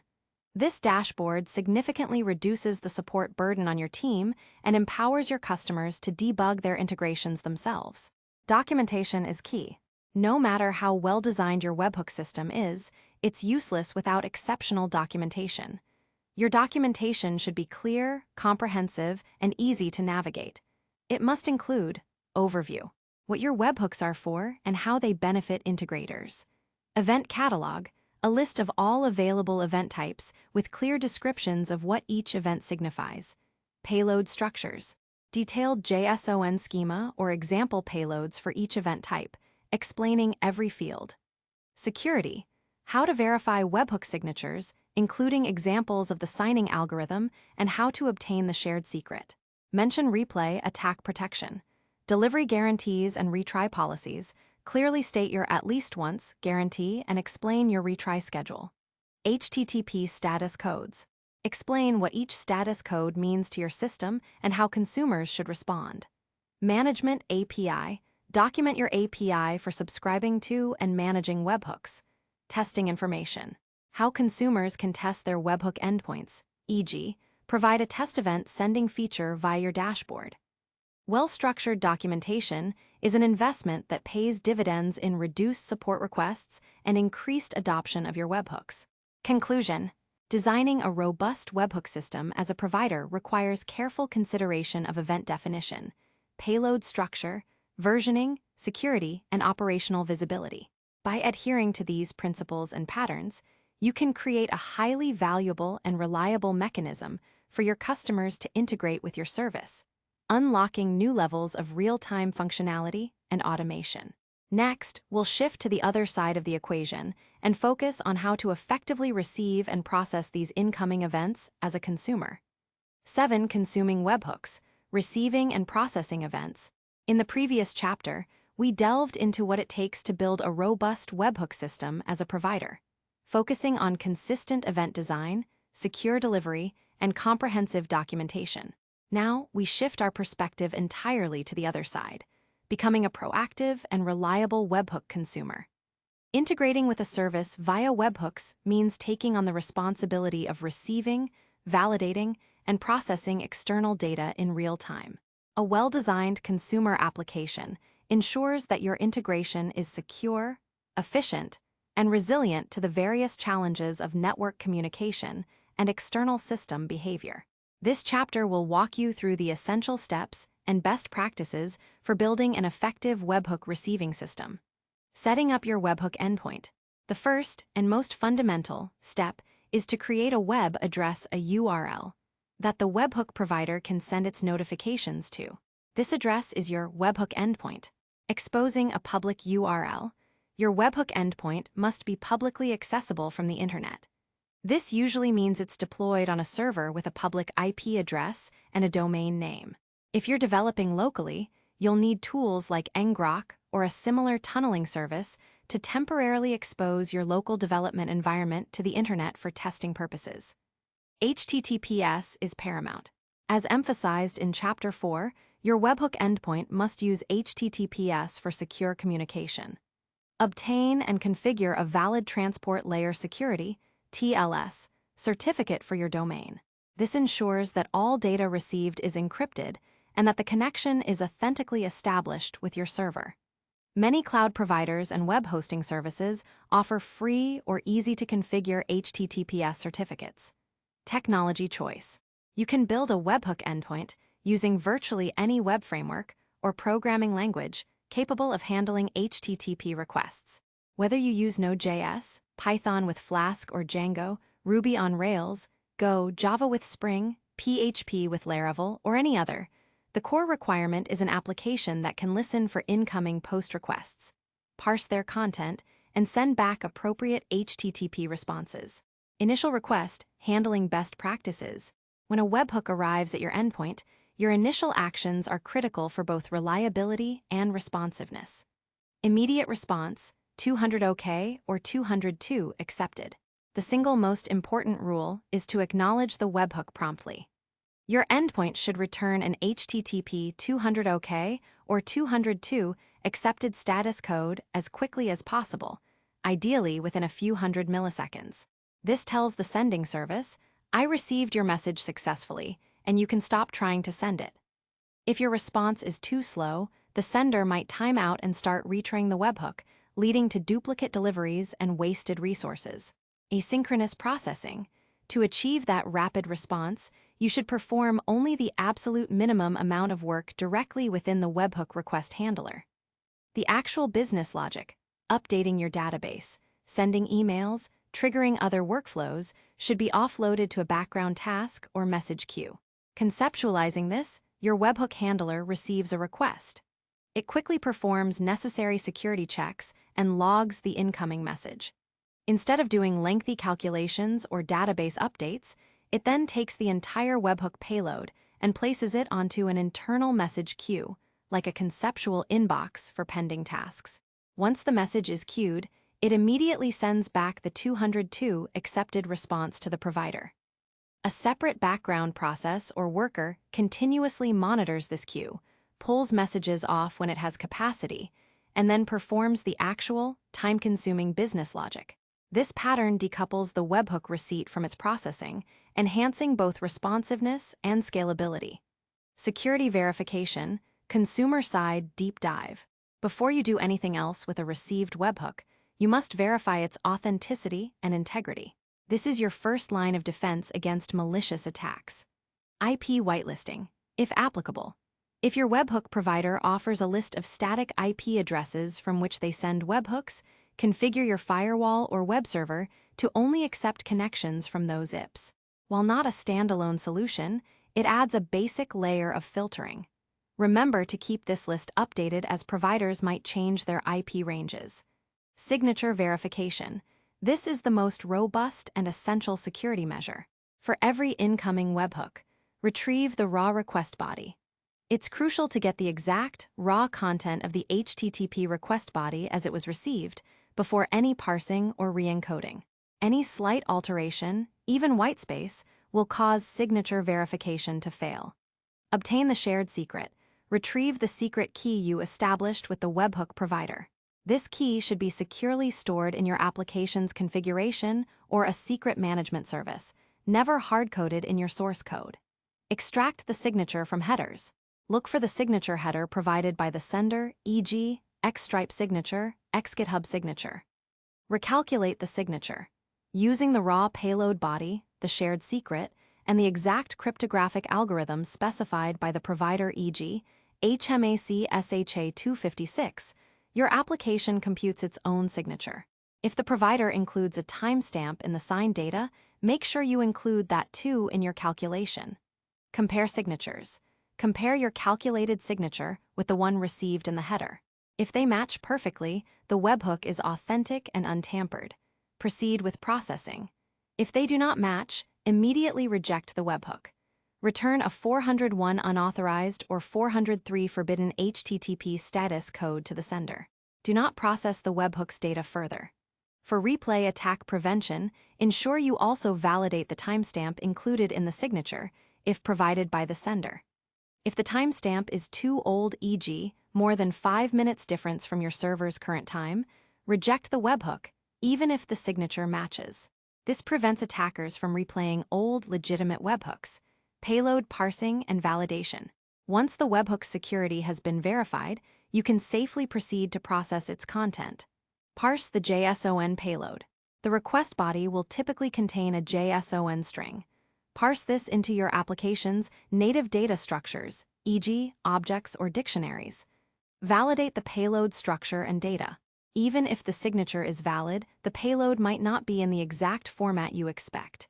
You should validate its structure. Are all required fields present? Are data types correct, e.g., is an amount a number, not text?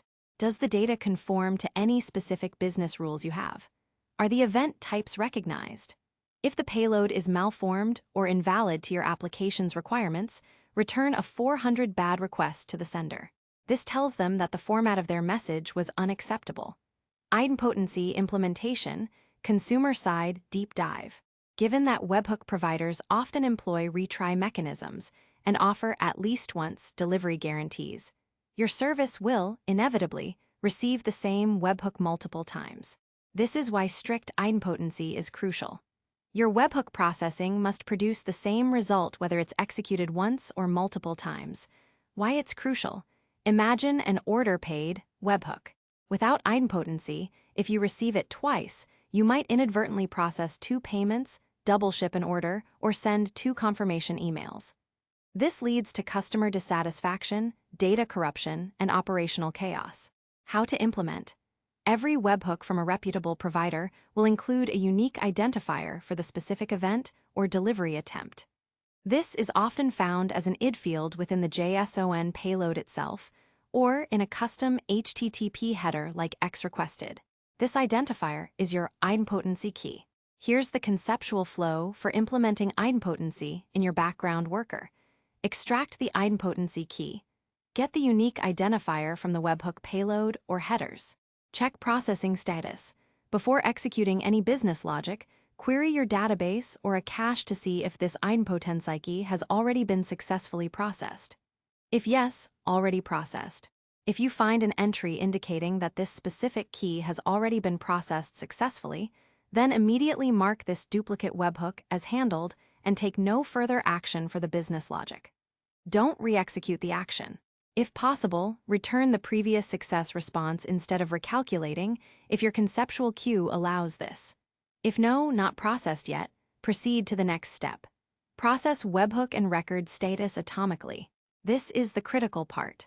You must ensure that the webhook's business logic is executed and the idempotency key is recorded as processed in a single, atomic operation or transaction. This prevents a race condition where your service processes the webhook but crashes before recording the key, leading to a duplicate processing on retry. An example strategy.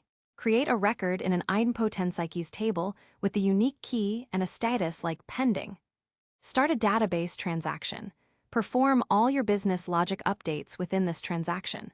If successful, update the idempotency's record to processed and commit the transaction. If any part fails, roll back the transaction and update the status to failed. Handle concurrent requests. If 2 identical webhooks arrive almost simultaneously, your idempotency check must ensure only one successfully processes. Database unique constraints on idempotency and proper transaction management will prevent this. Conceptual example. If your payment gateway sends an order-paid webhook for ordered XYZ123, your system first checks if XYZ123 has been processed. If it has, you simply log the duplicate and move on. If not, you process the order, create fulfillment record, send email, etc., and then record XYZ123 as processed. If the webhook then arrives again, it will be ignored on subsequent checks. Event handling logic. Once a webhook is validated and unique, it needs to be routed to the correct part of your application for processing. Routing by event type. The webhook payload or a header, like XWebhook event, will contain the event type, e.g., user-created, invoice-paid. Your application should have a mechanism to route different event types to specific internal handlers or functions. This keeps your code organized and modular. Applying business logic. This is where the core value of the webhook is realized. The dedicated handler will then act on the data contained in the payload, performing the necessary business operations specific to that event. Error handling and responses. Even within your background processing, errors can occur. If an error prevents successful processing, your internal error handling should ensure detailed logging, capture all relevant information for debugging. Alerting. Notify your operations team if recurring errors indicate a problem. Proper response to sender. While the initial response from the endpoint is crucial, the background worker's outcome can affect external dashboards. If a webhook that was initially accepted, 202, later fails its full processing, there's no direct way to retroactively send a 5XX to the original provider for that specific request. However, your internal monitoring of the worker queues and relevant error reporting should clearly indicate these processing failures. For webhooks that are validated but later lead to a business error, you want to signify to the sender, e.g., due to bad data. The initial handler could return a 400 bad request if it can immediately discern the business logic failure after validation. Logging and alerting. For both the initial receipt and the asynchronous processing stages, comprehensive logging and alerting are indispensable. Log everything. Log the raw incoming webhook request, headers and body, the signature verification outcome, the idempotency check result, and the status of the background task. Be mindful of sensitive data in logs. Centralized logging. Use a centralized logging system to aggregate logs from all your webhook handlers and workers. Alerting. Set up alerts for failed signature verifications could indicate attacks. Frequent 4XX responses being sent indicates provider is sending bad data. Spikes in your internal message queue size indicating processing bottlenecks. Errors in your background workers. Scaling your webhook endpoint. Your webhook endpoint should be designed to handle varying loads, from a few events per hour to potentially thousands per second during peak times. Load balancing. Distribute incoming requests across multiple instances of your webhook application. Auto-scaling. Configure your application environment to automatically scale up or down the number of instances based on incoming traffic. Scalable message queue. Ensure your chosen internal message queue and background worker infrastructure can handle the volume and provide reliable processing. By following these guidelines, you can build a robust webhook consumer that can reliably receive, secure, and process event data, forming the backbone of powerful, real-time integrations. In the next chapter, we'll dive into the practical strategies and tools for testing and debugging these complex, asynchronous interactions. 8. Testing and debugging webhooks. Tools and strategies. You've designed your webhook system, either as a provider or a consumer, complete with security, reliability, and robust data handling. But inevitably, in the world of software development, things don't always work as expected. Testing and debugging webhooks present unique challenges due to their asynchronous nature, reliance on external network communication, and intricate security mechanisms. Unlike a traditional request-response API where you get an immediate answer, webhooks often involve a delayed, external communication initiated by a third party. This chapter will delve into the specific tools and strategies required to effectively test your webhook integrations and debug issues when they inevitably arise. Why testing webhooks is tricky. Before diving into solutions, let's understand the inherent complexities. Asynchronous nature. Webhooks are fire and forget from the sender's perspective after receiving a successful response. The actual processing often happens in the background. This makes it harder to trace the flow of execution in real time. External dependencies. You're relying on another system, the provider to send or the consumer to receive and process. Their downtime, network issues, or changes can impact your integration. Security mechanisms. Features like HMAC signatures, IP whitelisting, and timestamp validation, while essential for security, add complexity to testing, as seemingly minor mismatches can cause failures. Network unreliability. As discussed, the internet is not always perfect. Packet loss, latency spikes, and intermittent connectivity can cause real-world delivery issues that are hard to simulate in a controlled test environment. Reproducibility. Replicating a specific webhook delivery failure, especially one tied to network conditions or a transient error in an external system, can be challenging. Tools for receiving and inspecting webhooks. To simplify testing, especially during development, several tools can act as temporary webhook endpoints or facilitate local debugging. Online webhook catchers mocks, e.g., RequestBin, Webhook Site, PipeDream. These services provide you with a unique, temporary, publicly accessible URL. When a webhook is sent to this URL, the service catches it and displays the full HTTP request details headers, body, query parameters in a user-friendly web interface. Use case: excellent for quickly verifying that a provider is sending webhooks correctly, inspecting the exact payload and headers they send, and understanding their security signature format. You can also use them to simulate a successful 200 OK response from an endpoint. Conceptual example: imagine you're configuring a service to send webhooks to your application. Instead of deploying your app just to see the webhook, you paste the request bin URL into the service's webhook configuration. When an event fires, you immediately see the raw webhook data appear on the request bin website, confirming the event triggered and providing the exact payload details. Tunneling tools, e.g., ngrok local tunnel. These tools allow you to expose a local development server running on your machine to the public internet via a secure tunnel.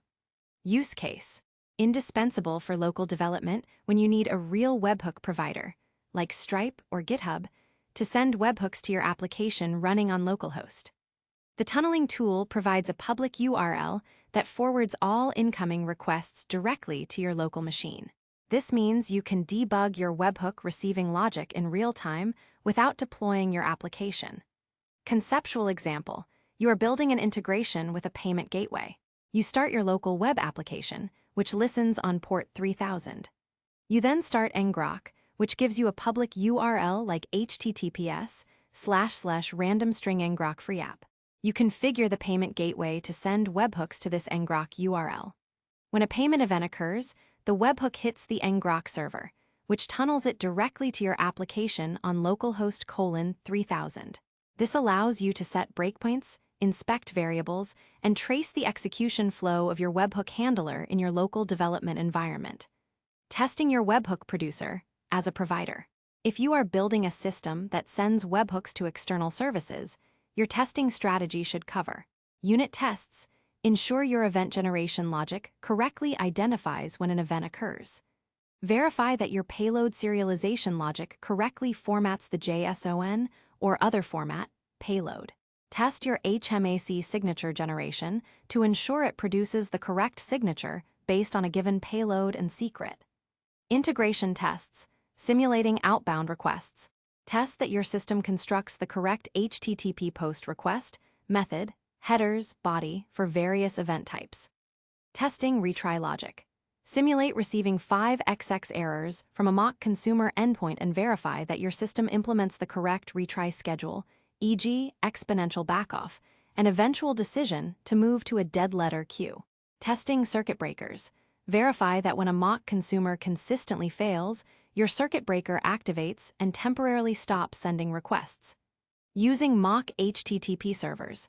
During integration tests, you'll use a local mock HTTP server that can simulate various responses, e.g., 200 OK, 400 bad request, 500 internal server error, timeouts from a webhook consumer. This allows you to test your error handling and retry mechanisms. End-to-end tests. Deploy your webhook provider service to a test environment.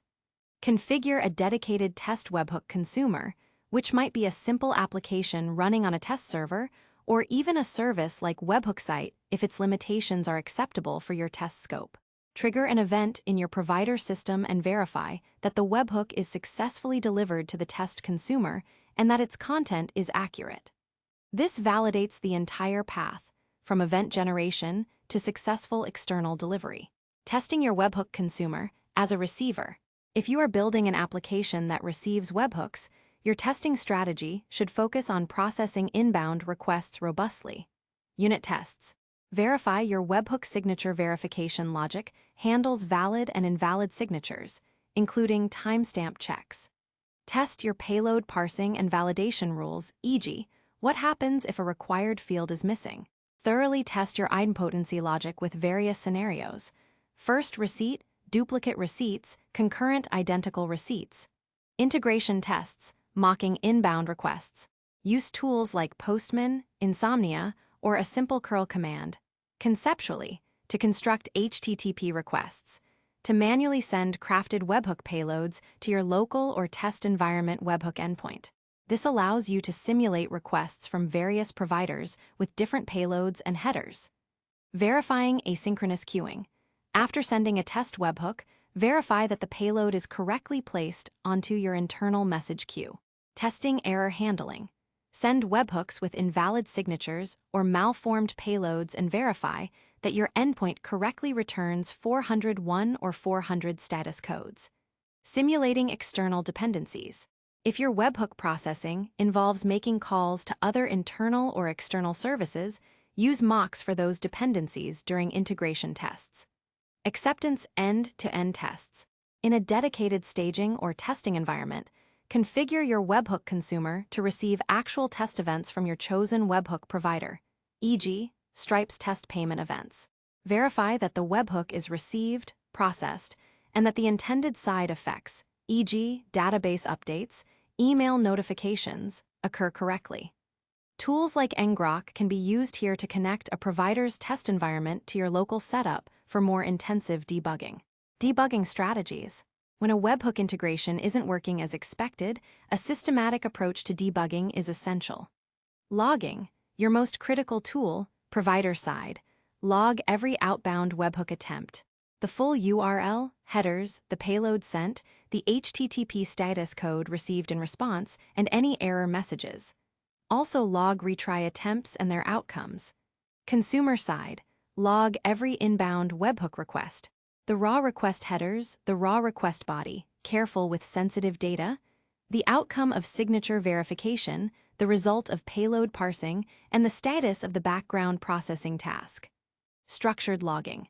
Use structured logging, e.g., JSON format, so your logs can be easily queried and analyzed by log aggregation tools.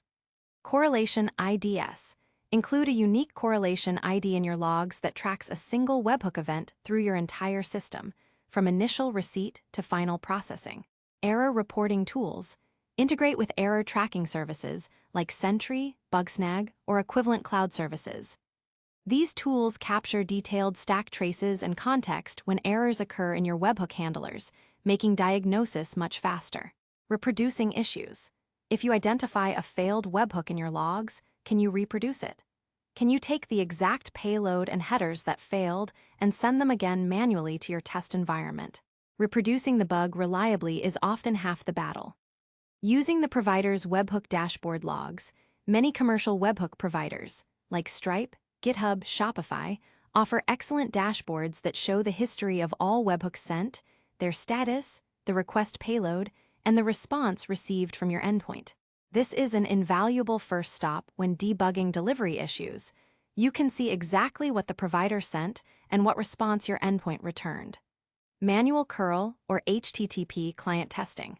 For quick and dirty debugging of your consumer endpoint, you can use a command line tool like curl or an HTTP client application, like Postman or Insomnia, to manually construct and send a webhook request with specific headers and payloads directly to your endpoint. This helps isolate issues with your handling logic. Local development tools.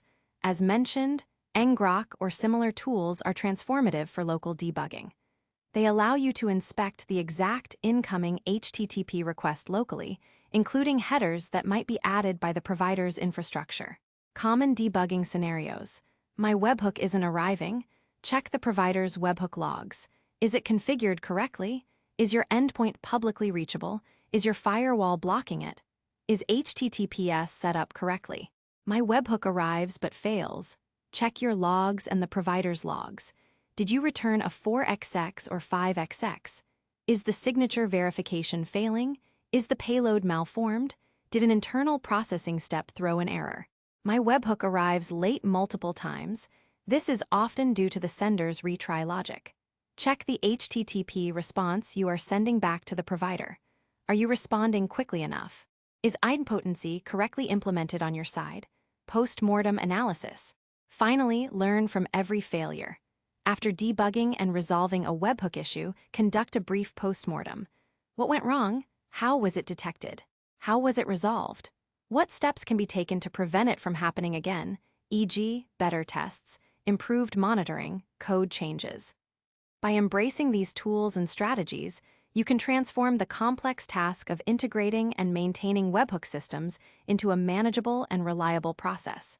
In the next chapter, We'll build on these insights by exploring how to proactively monitor your webhooks to detect issues before they become critical. 9. Monitoring and observability. Keeping an eye on your webhooks.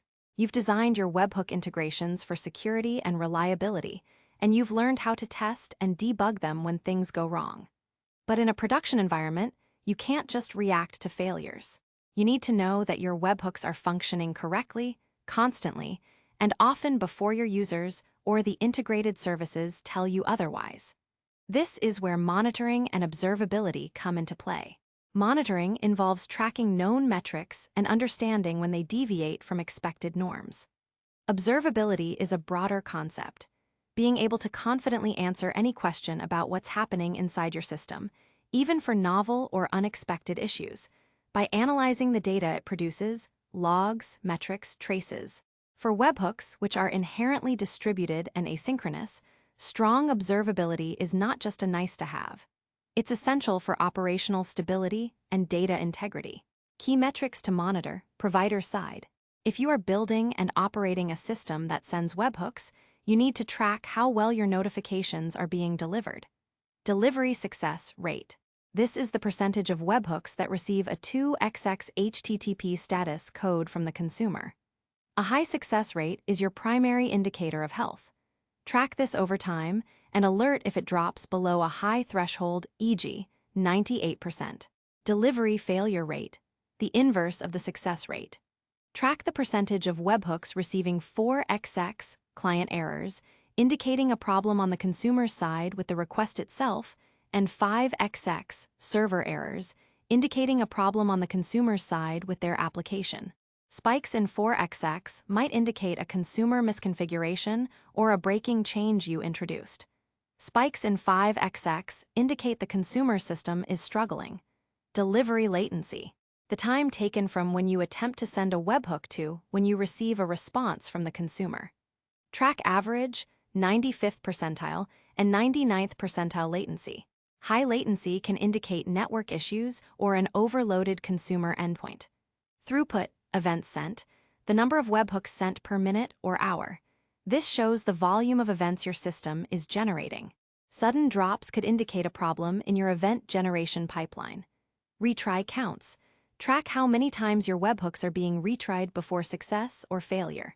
A high number of retries suggests consumer instability, even if the webhooks eventually succeed. Dead letter queue, DLQ size, the number of messages accumulated in your DLQ for failed webhook deliveries. A growing DLQ is a strong signal that certain consumers are consistently unable to receive webhooks, causing data loss if not addressed. Subscription activity. How many active webhooks are registered? How many are marked as unhealthy and automatically disabled? This provides insight into the overall health and adoption of your webhook program. Key metrics to monitor: consumer side. If you are receiving and processing webhooks, you need to track your ability to ingest and act on external events. Ingestion rate, the number of webhooks received by your endpoint per minute or hour. This tells you the incoming volume. Sudden drops could indicate a problem on the provider's side. Processing success rate, the percentage of received webhooks that are successfully processed internally after all security checks and business logic are applied. This is distinct from the HTTP 2xx response you send back to the provider. Processing failure rate, percentage of webhooks that cause errors during your internal processing. These are the errors that you might send to your DLQ. Processing latency, the time taken for your background workers to process a webhook payload from the moment it enters your internal queue until its final completion. High latency here means your internal processing is a bottleneck. Queue lengths, the number of messages currently waiting in your internal message queues. A constantly growing queue indicates that your processing workers cannot keep up with the incoming volume. Idempotency hits, the number of times your idempotency logic successfully identified and ignored a duplicate webhook. A high number indicates that the provider is indeed retrying many webhooks, reinforcing the need for your idempotency. Alerting strategies. Monitoring tells you what's happening. Alerting tells the right people when something needs attention. Effective alerting means notifying precisely when a human needs to intervene, not overwhelming them with noise. Threshold-based alerts, the most common type. Set a threshold for a metric and trigger an alert if it crosses that threshold for a certain duration. Example, webhook delivery success rate 95% for 5 minutes. Provider side. Example, webhook processing queue length 100 for 10 minutes. Consumer side.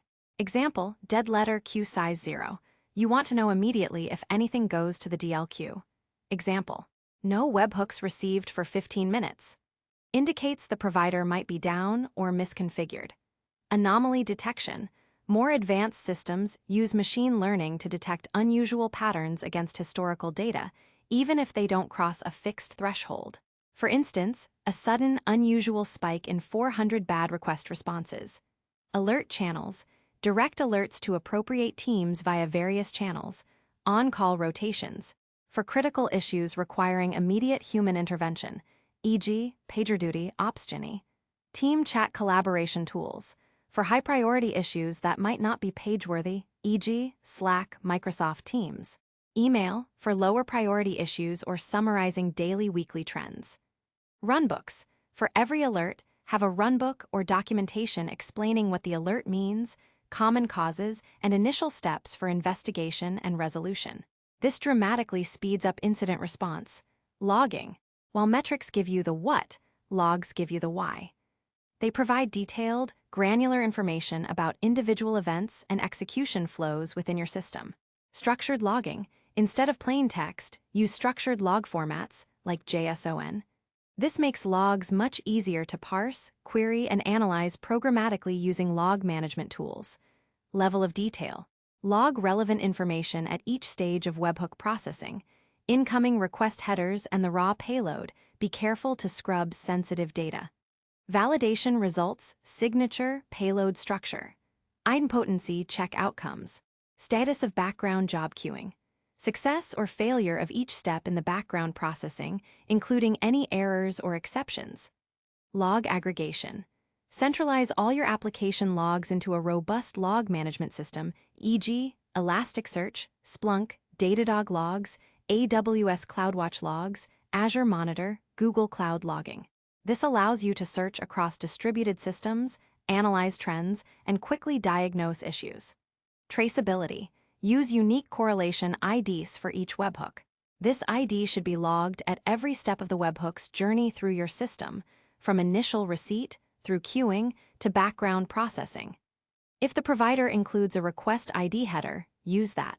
This allows you to trace a single event's flow and debug specific failures with ease. Visualization and dashboards. Presenting your metrics and logs visually through dashboards provides quick, at-a-glance insights into the health of your webhook systems. Tools. Use dashboarding tools like Grafana, Kibana, or the built-in dashboards provided by your cloud provider's monitoring services. Key health indicators. Your primary dashboard should prominently display your key success, failure rates, latencies, and queue lengths. Drill down capabilities. Allow users to click on a summary metric to drill down into more granular data, such as logs for a specific time period or filter by a particular event type or consumer. Over time. Visualize trends over hours, days, or weeks to identify performance degradations or seasonal patterns. Distributed tracing, brief mention. For highly complex, microservices-based architectures, distributed tracing tools, like OpenTelemetry, Jaeger, Zipkin, can provide an end-to-end view of a request as it flows through multiple services. While potentially overkill for simpler webhook setups, tracing can reveal hidden latencies or bottlenecks across your entire system, helping you understand how a webhook eventually leads to downstream effects. The importance of regular reviews. Monitoring and observability are not set-it-and-forget-it tasks. Regularly review your metrics. Are they still relevant?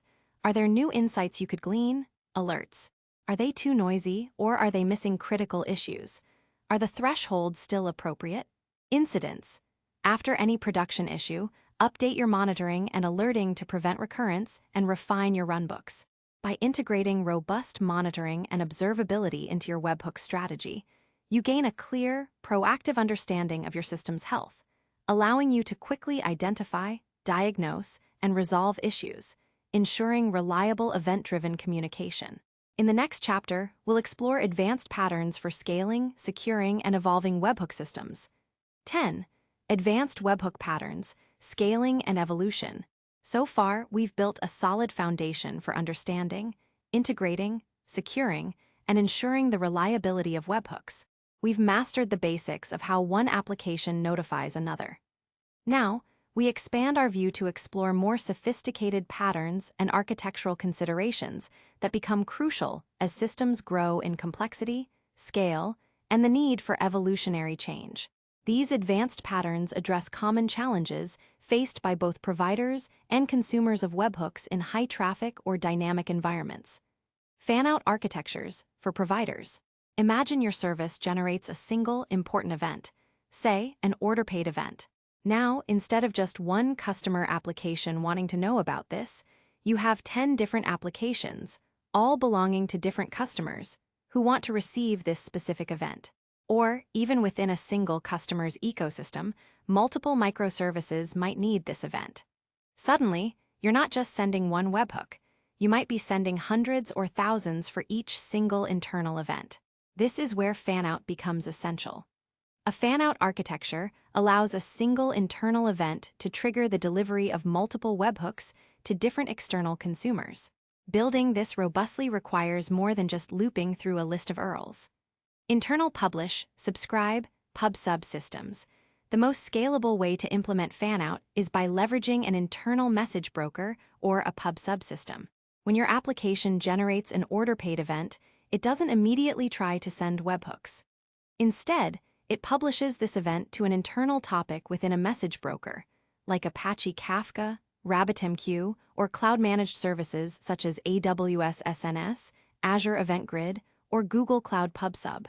A dedicated webhook dispatcher, service, or cluster of services then subscribes to these internal topics.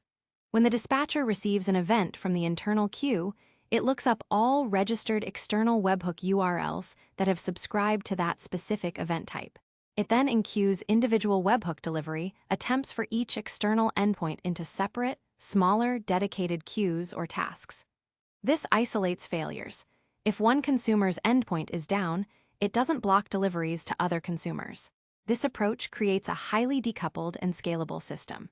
Your core business logic remains focused on generating events, while the complex task of managing multiple external deliveries, retries, and failures is handled by a specialized, scalable webhook delivery system.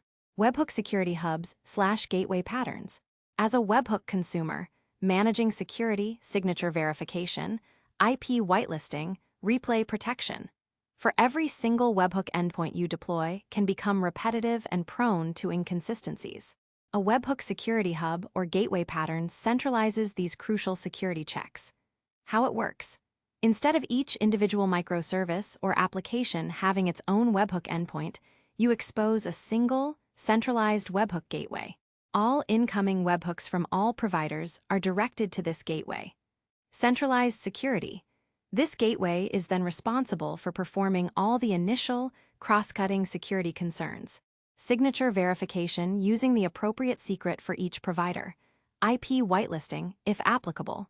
Replay attack detection. Basic payload validation. Routing to internal services. After successful verification, the gateway then routes the validated webhook payload to the appropriate internal service, often by placing it on an internal message queue or making a secure, internal API call. Benefits. This pattern ensures consistent security policies, simplifies development for individual teams, who no longer need to implement security repeatedly, and makes it easier to scale your ingestion layer independently. It's like having a dedicated security checkpoint at the entrance of your digital city, rather than having every building have its own guard. Webhook filtering and transformations. As a webhook provider, you might want to give your consumers finer-grained control over which events they receive, or even modify the payload format for specific integrations. Filtering.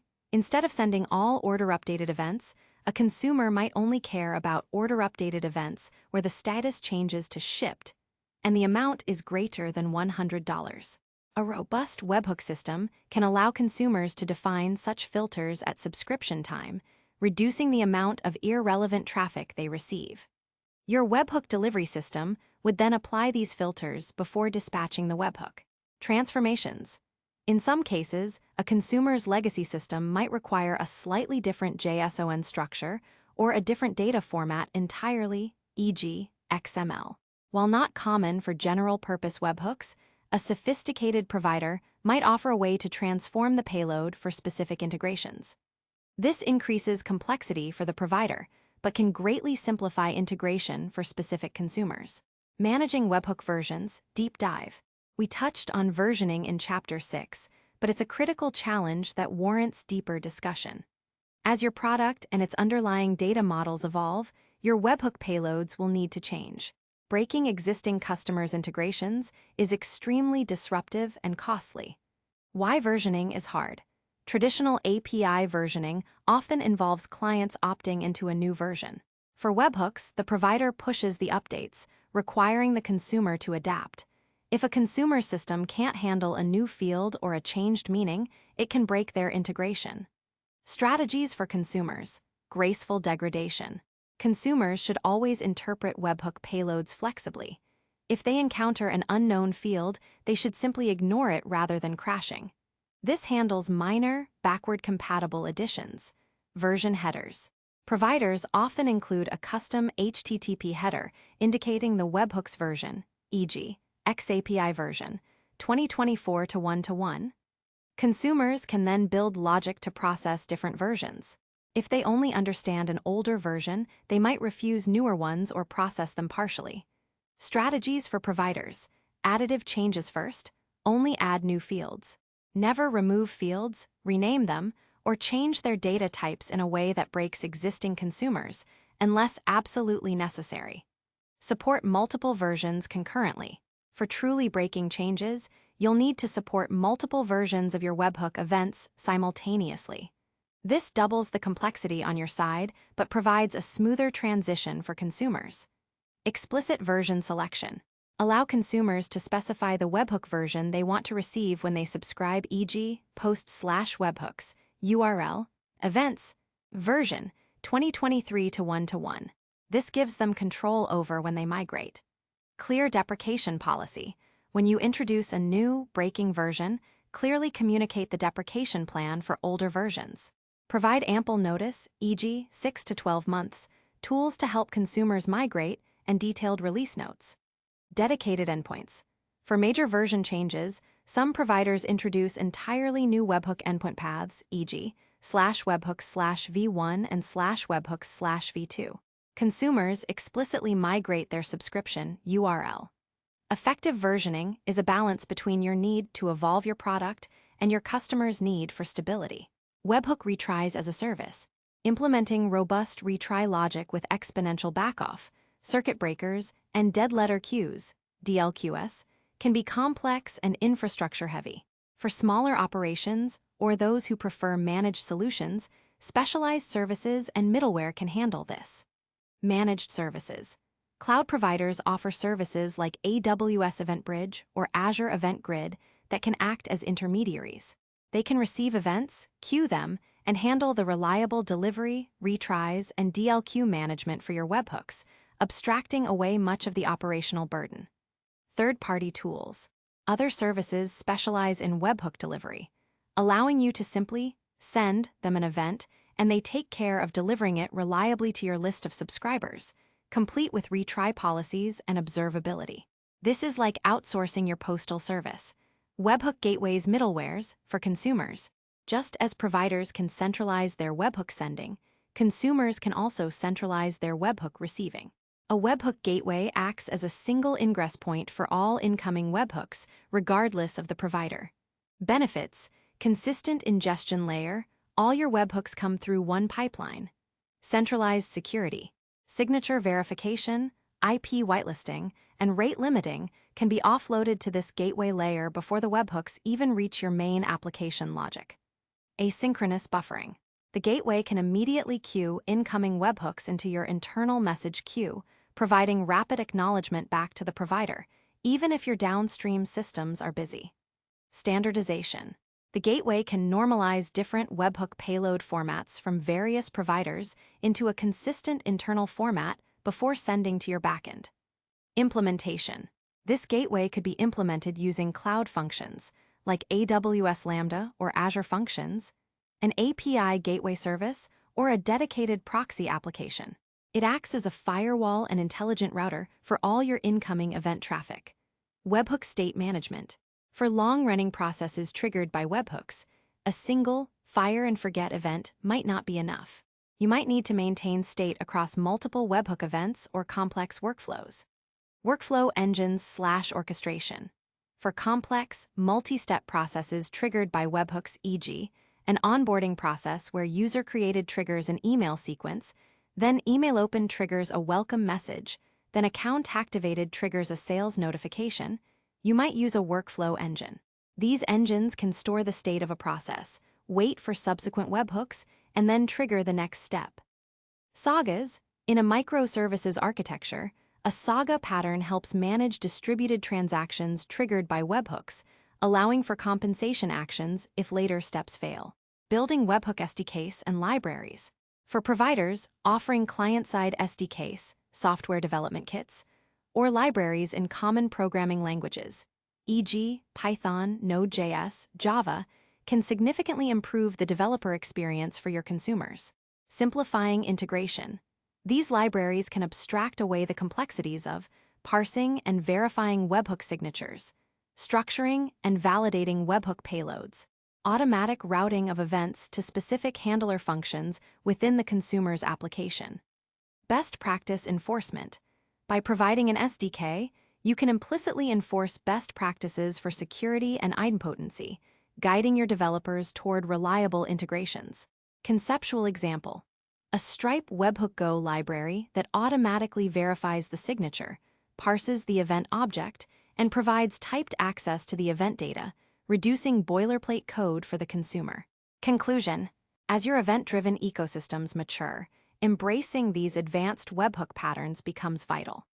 From fanning out events to multiple consumers, to centralizing security, to managing payload evolution, these strategies enable you to build more scalable, resilient, and developer-friendly integrations. However, remember that complexity brings its own overhead. Choose advanced patterns judiciously, based on your specific needs and the scale of your operations.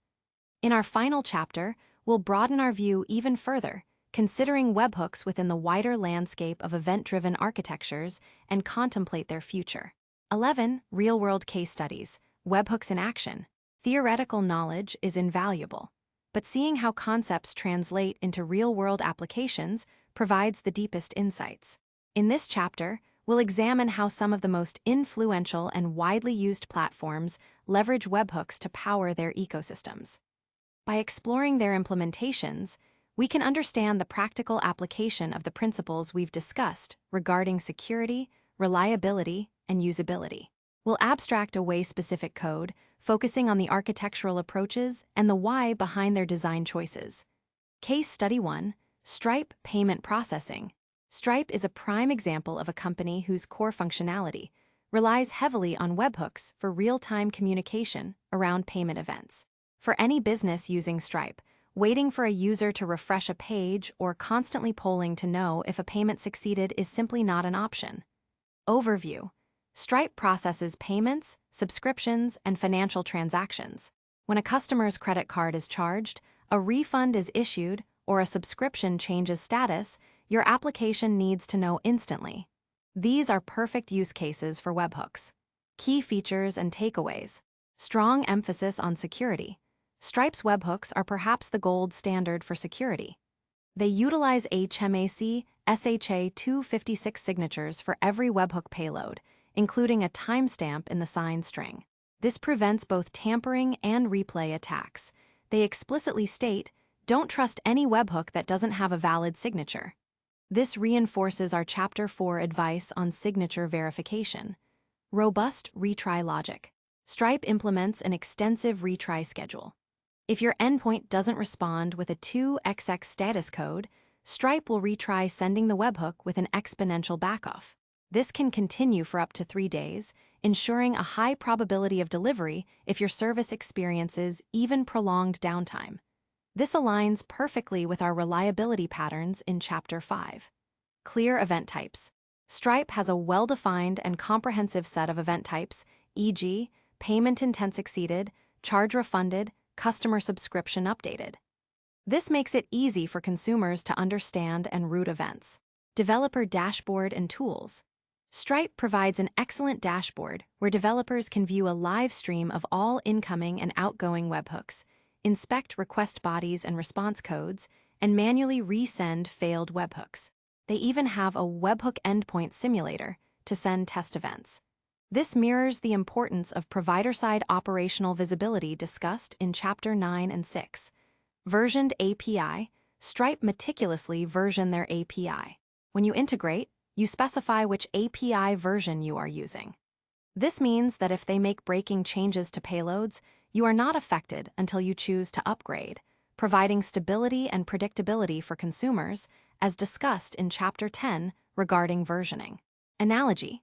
Stripe acts like a highly sophisticated digital bank messenger that not only delivers sealed important financial updates to your digital bank vault, but also rigorously verifies the messenger's identity and provides a detailed tracking log of every delivery attempt, along with persistent retries if your vault is temporarily closed. Case Study 2. GitHub Version Control and CI/CD. GitHub is synonymous with software development, and its webhooks are critical for automating workflows around code repositories. Overview. Developers use GitHub for storing and managing code. When code is pushed, a pull request is opened, an issue is commented on, or a branch is deleted. These are all events that can trigger webhooks. These events are commonly used to kick off continuous integration pipelines, running tests, building code, update project management tools, or send notifications to team chat channels. Key features and takeaways. Diverse event types. GitHub provides a vast array of webhook event types, covering almost any action that can happen within a repository. Each event type has a specific JSON payload structure. HMACSHA signature.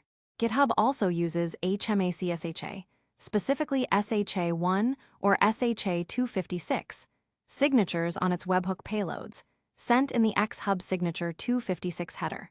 This is the primary mechanism for consumers to verify the authenticity and integrity of payloads, reinforcing the advice from Chapter 4. Easy configuration. Webhooks are easily configured through the GitHub user interface, Settings tab for repositories or organizations, where users paste their endpoint URL and select which event types they want to receive.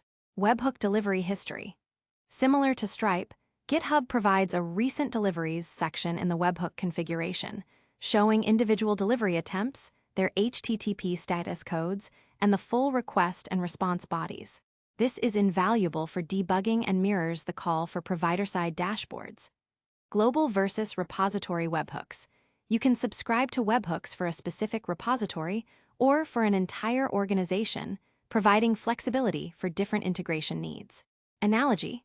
GitHub is like a meticulous code librarian who sends out instant, signed memos about every single significant activity within the library, new books, moved shelves, borrower comments, allowing other automated systems to react immediately. Case Study 3. Slack Communication Platform. Slack is a popular team communication platform that uses webhooks extensively for both incoming and outgoing messages. We'll focus on incoming webhooks. Overview. Slack's incoming webhooks provide a simple way for external applications to post messages into Slack channels.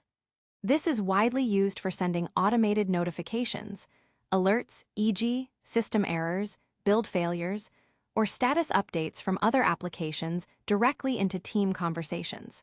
Key features and takeaways. Simplicity focused. Historically, Slack incoming webhooks were simpler than Stripe or GitHub, relying primarily on a unique, secret URL acting as a bearer token for authentication. While powerful, this meant less robust security than true cryptographic signatures. Newer Slack APIs do offer more traditional signing mechanisms. This highlights that simplicity sometimes comes at a security trade-off, and the industry is moving towards stricter security by default. Rich messaging. The JSON payload for Slack webhooks is highly flexible and powerful, allowing for rich text formatting, attachments, interactive buttons, and more, enabling sophisticated notifications beyond simple text. Rate limiting. Like any good API, Slack applies rate limits to incoming webhooks to prevent abuse and protect their service. Analogy. Slack's incoming webhooks are like a dedicated, secure notice board URL where any authorized system can paste richly formatted messages directly into a specific channel, ensuring the entire team sees relevant automated updates. Case Study 4, Twilio Cloud Communications. Twilio provides APIs for voice, SMS, and video, and webhooks are fundamental to how applications react to incoming communications. Overview. When a user sends an SMS to your Twilio number or a call comes in, Twilio doesn't expect you to poll for it. Instead, it sends a webhook to your configured URL, allowing your application to respond in real time. Similarly, it uses webhooks to report message delivery statuses or call recordings. Key features and takeaways. Webhook-first interaction. Many of Twilio's core features are designed around webhook interactions. For example, to handle an incoming SMS, you provide a webhook URL.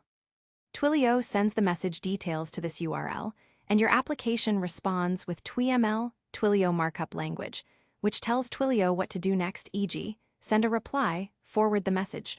Signature verification. Twilio uses a robust signature verification process, HMAC SHA-1 or HMAC SHA-256, to ensure the request came from them and wasn't tampered with. They emphasize checking this signature for every incoming webhook. Detailed logging in console. Twilio's developer console offers extensive logging for all webhook requests and responses, allowing developers to debug their webhook handlers and see what TwiML their application sent back. This aligns with the importance of observability platforms. At least once delivery. Twilio also operates on an at least once delivery guarantee, making idempotency on the consumer side crucial for preventing duplicate processing of messages or call events.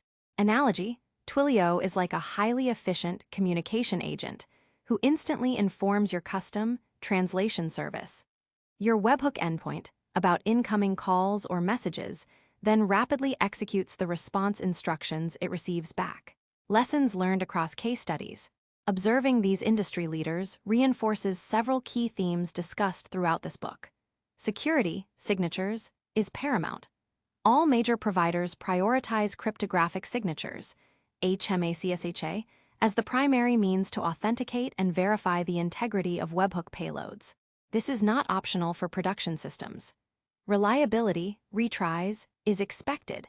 Providers implement robust retry mechanisms with exponential backoff to ensure at least once delivery, emphasizing the need for consumers to build idempotency into their processing. Clear documentation and event structures.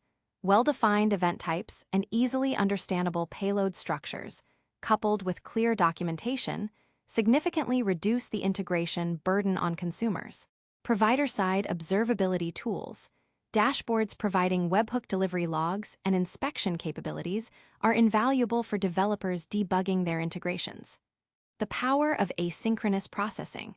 These platforms demonstrate that real-time communication is achievable through webhooks even for complex transactions, by effectively leveraging asynchronous delivery and background processing.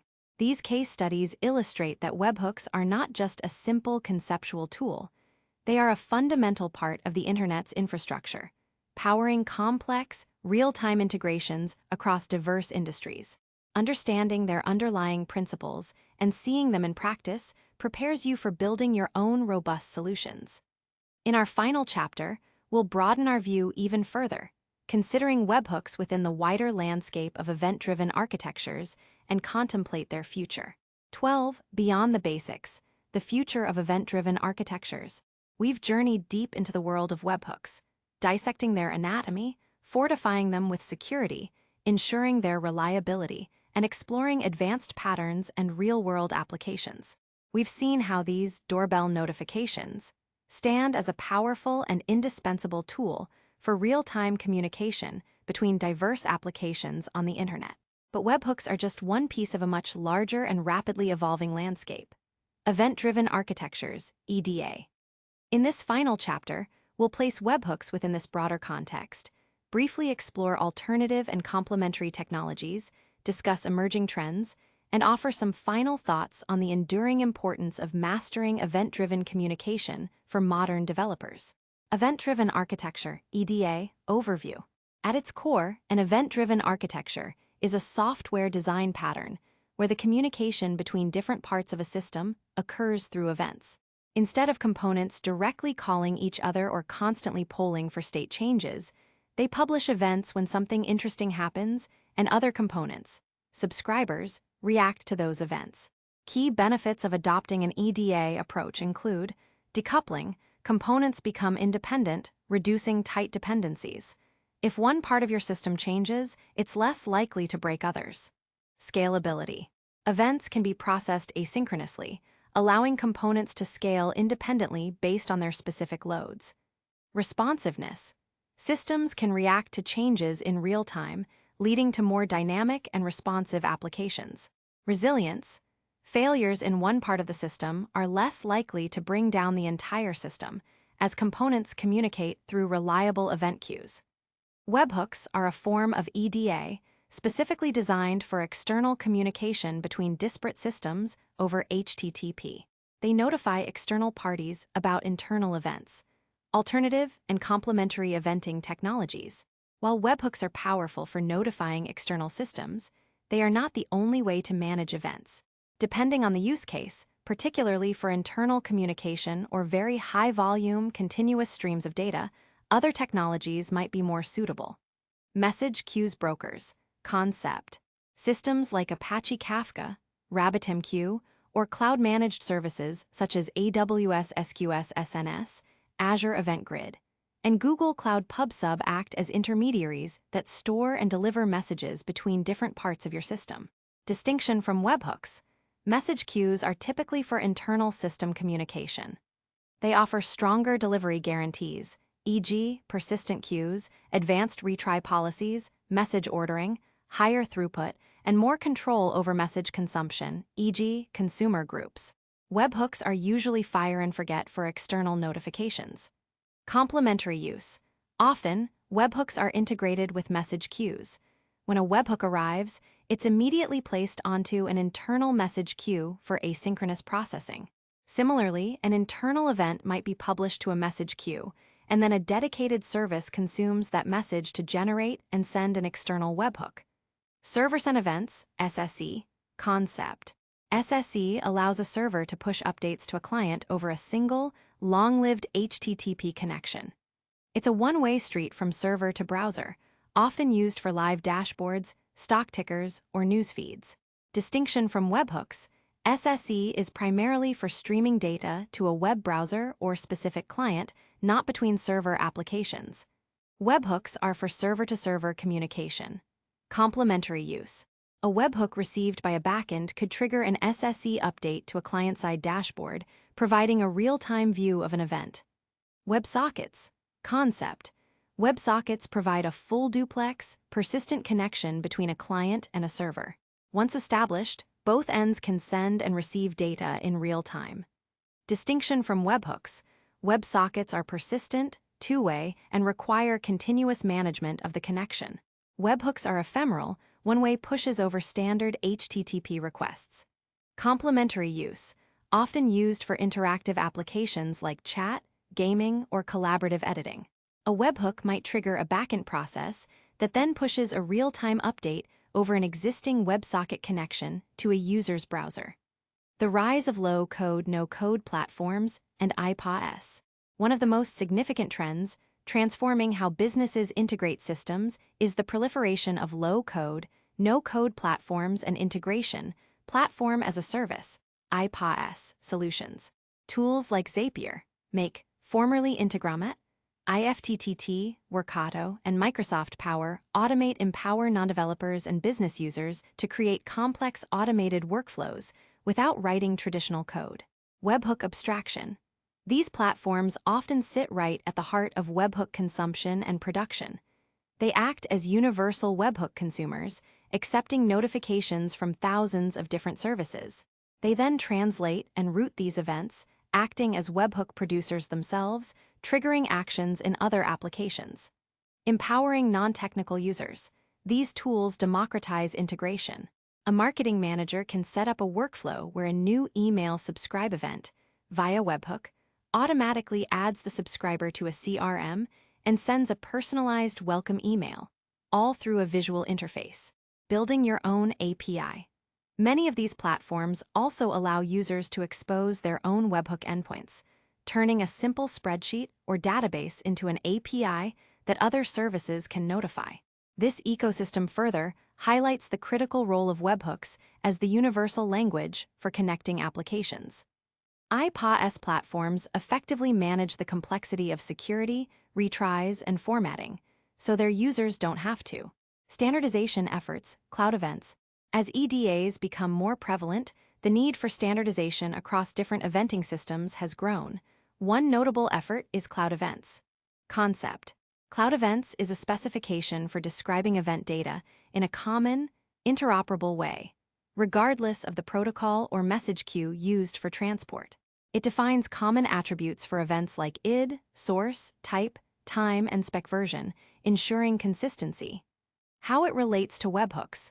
Cloud events defines the structure of the event payload, not the delivery mechanism.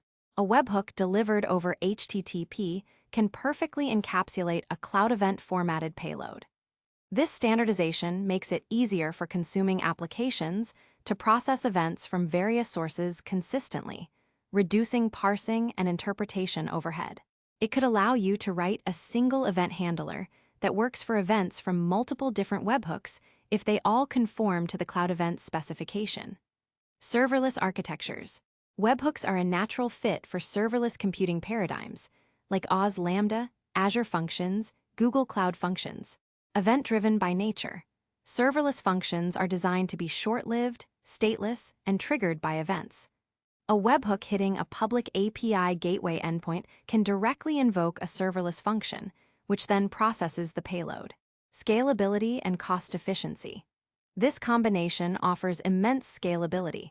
The function automatically scales to handle incoming webhook traffic surges, and cost efficiency, you only pay for the compute time actually used to process the webhook. Challenges and future trends.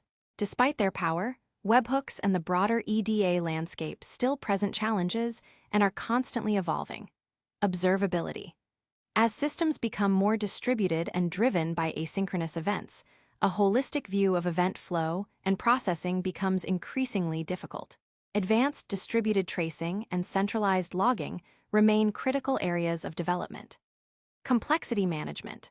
While individual webhook integrations can be simple, managing hundreds or thousands of them across a large organization, combined with internal message queues and other eventing systems, creates significant architectural complexity. Tools and patterns for orchestrating these event flows will continue to mature. Security.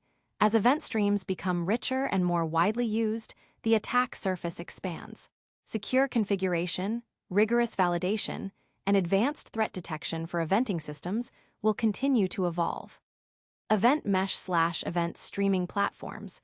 We are moving toward more interconnected real-time data fabrics, where events are not just passed from A to B but form a comprehensive, accessible stream that can be tapped into by many different consumers. Hybrid cloud and multi-cloud integration. Ensuring seamless event flow across diverse cloud environments and on-premises systems will be a key area of focus. Final thoughts. Mastering webhooks is not just about understanding a technical mechanism, it's about embracing an event-driven mindset. It's about building systems that are responsive, resilient, and inherently scalable. Webhooks, in their elegant simplicity, are your gateway to this world. They bridge the gap between distinct services, enabling the real-time, automated workflows that define modern software. From notifying you about a new payment to triggering complex CI/CD pipelines, webhooks are the silent workhorses of the internet, ensuring that your applications are always informed and ready to react. The principles of security, reliability, versioning, and clear communication that we've explored are timeless. While the tools and specific technologies may evolve, the fundamental need for applications to communicate effectively and intelligently in response to events will only grow. By mastering webhooks, you are not just learning a technology. You are acquiring a core skill for building the next generation of interconnected, intelligent applications. Keep building, keep learning, and keep reacting to those important events.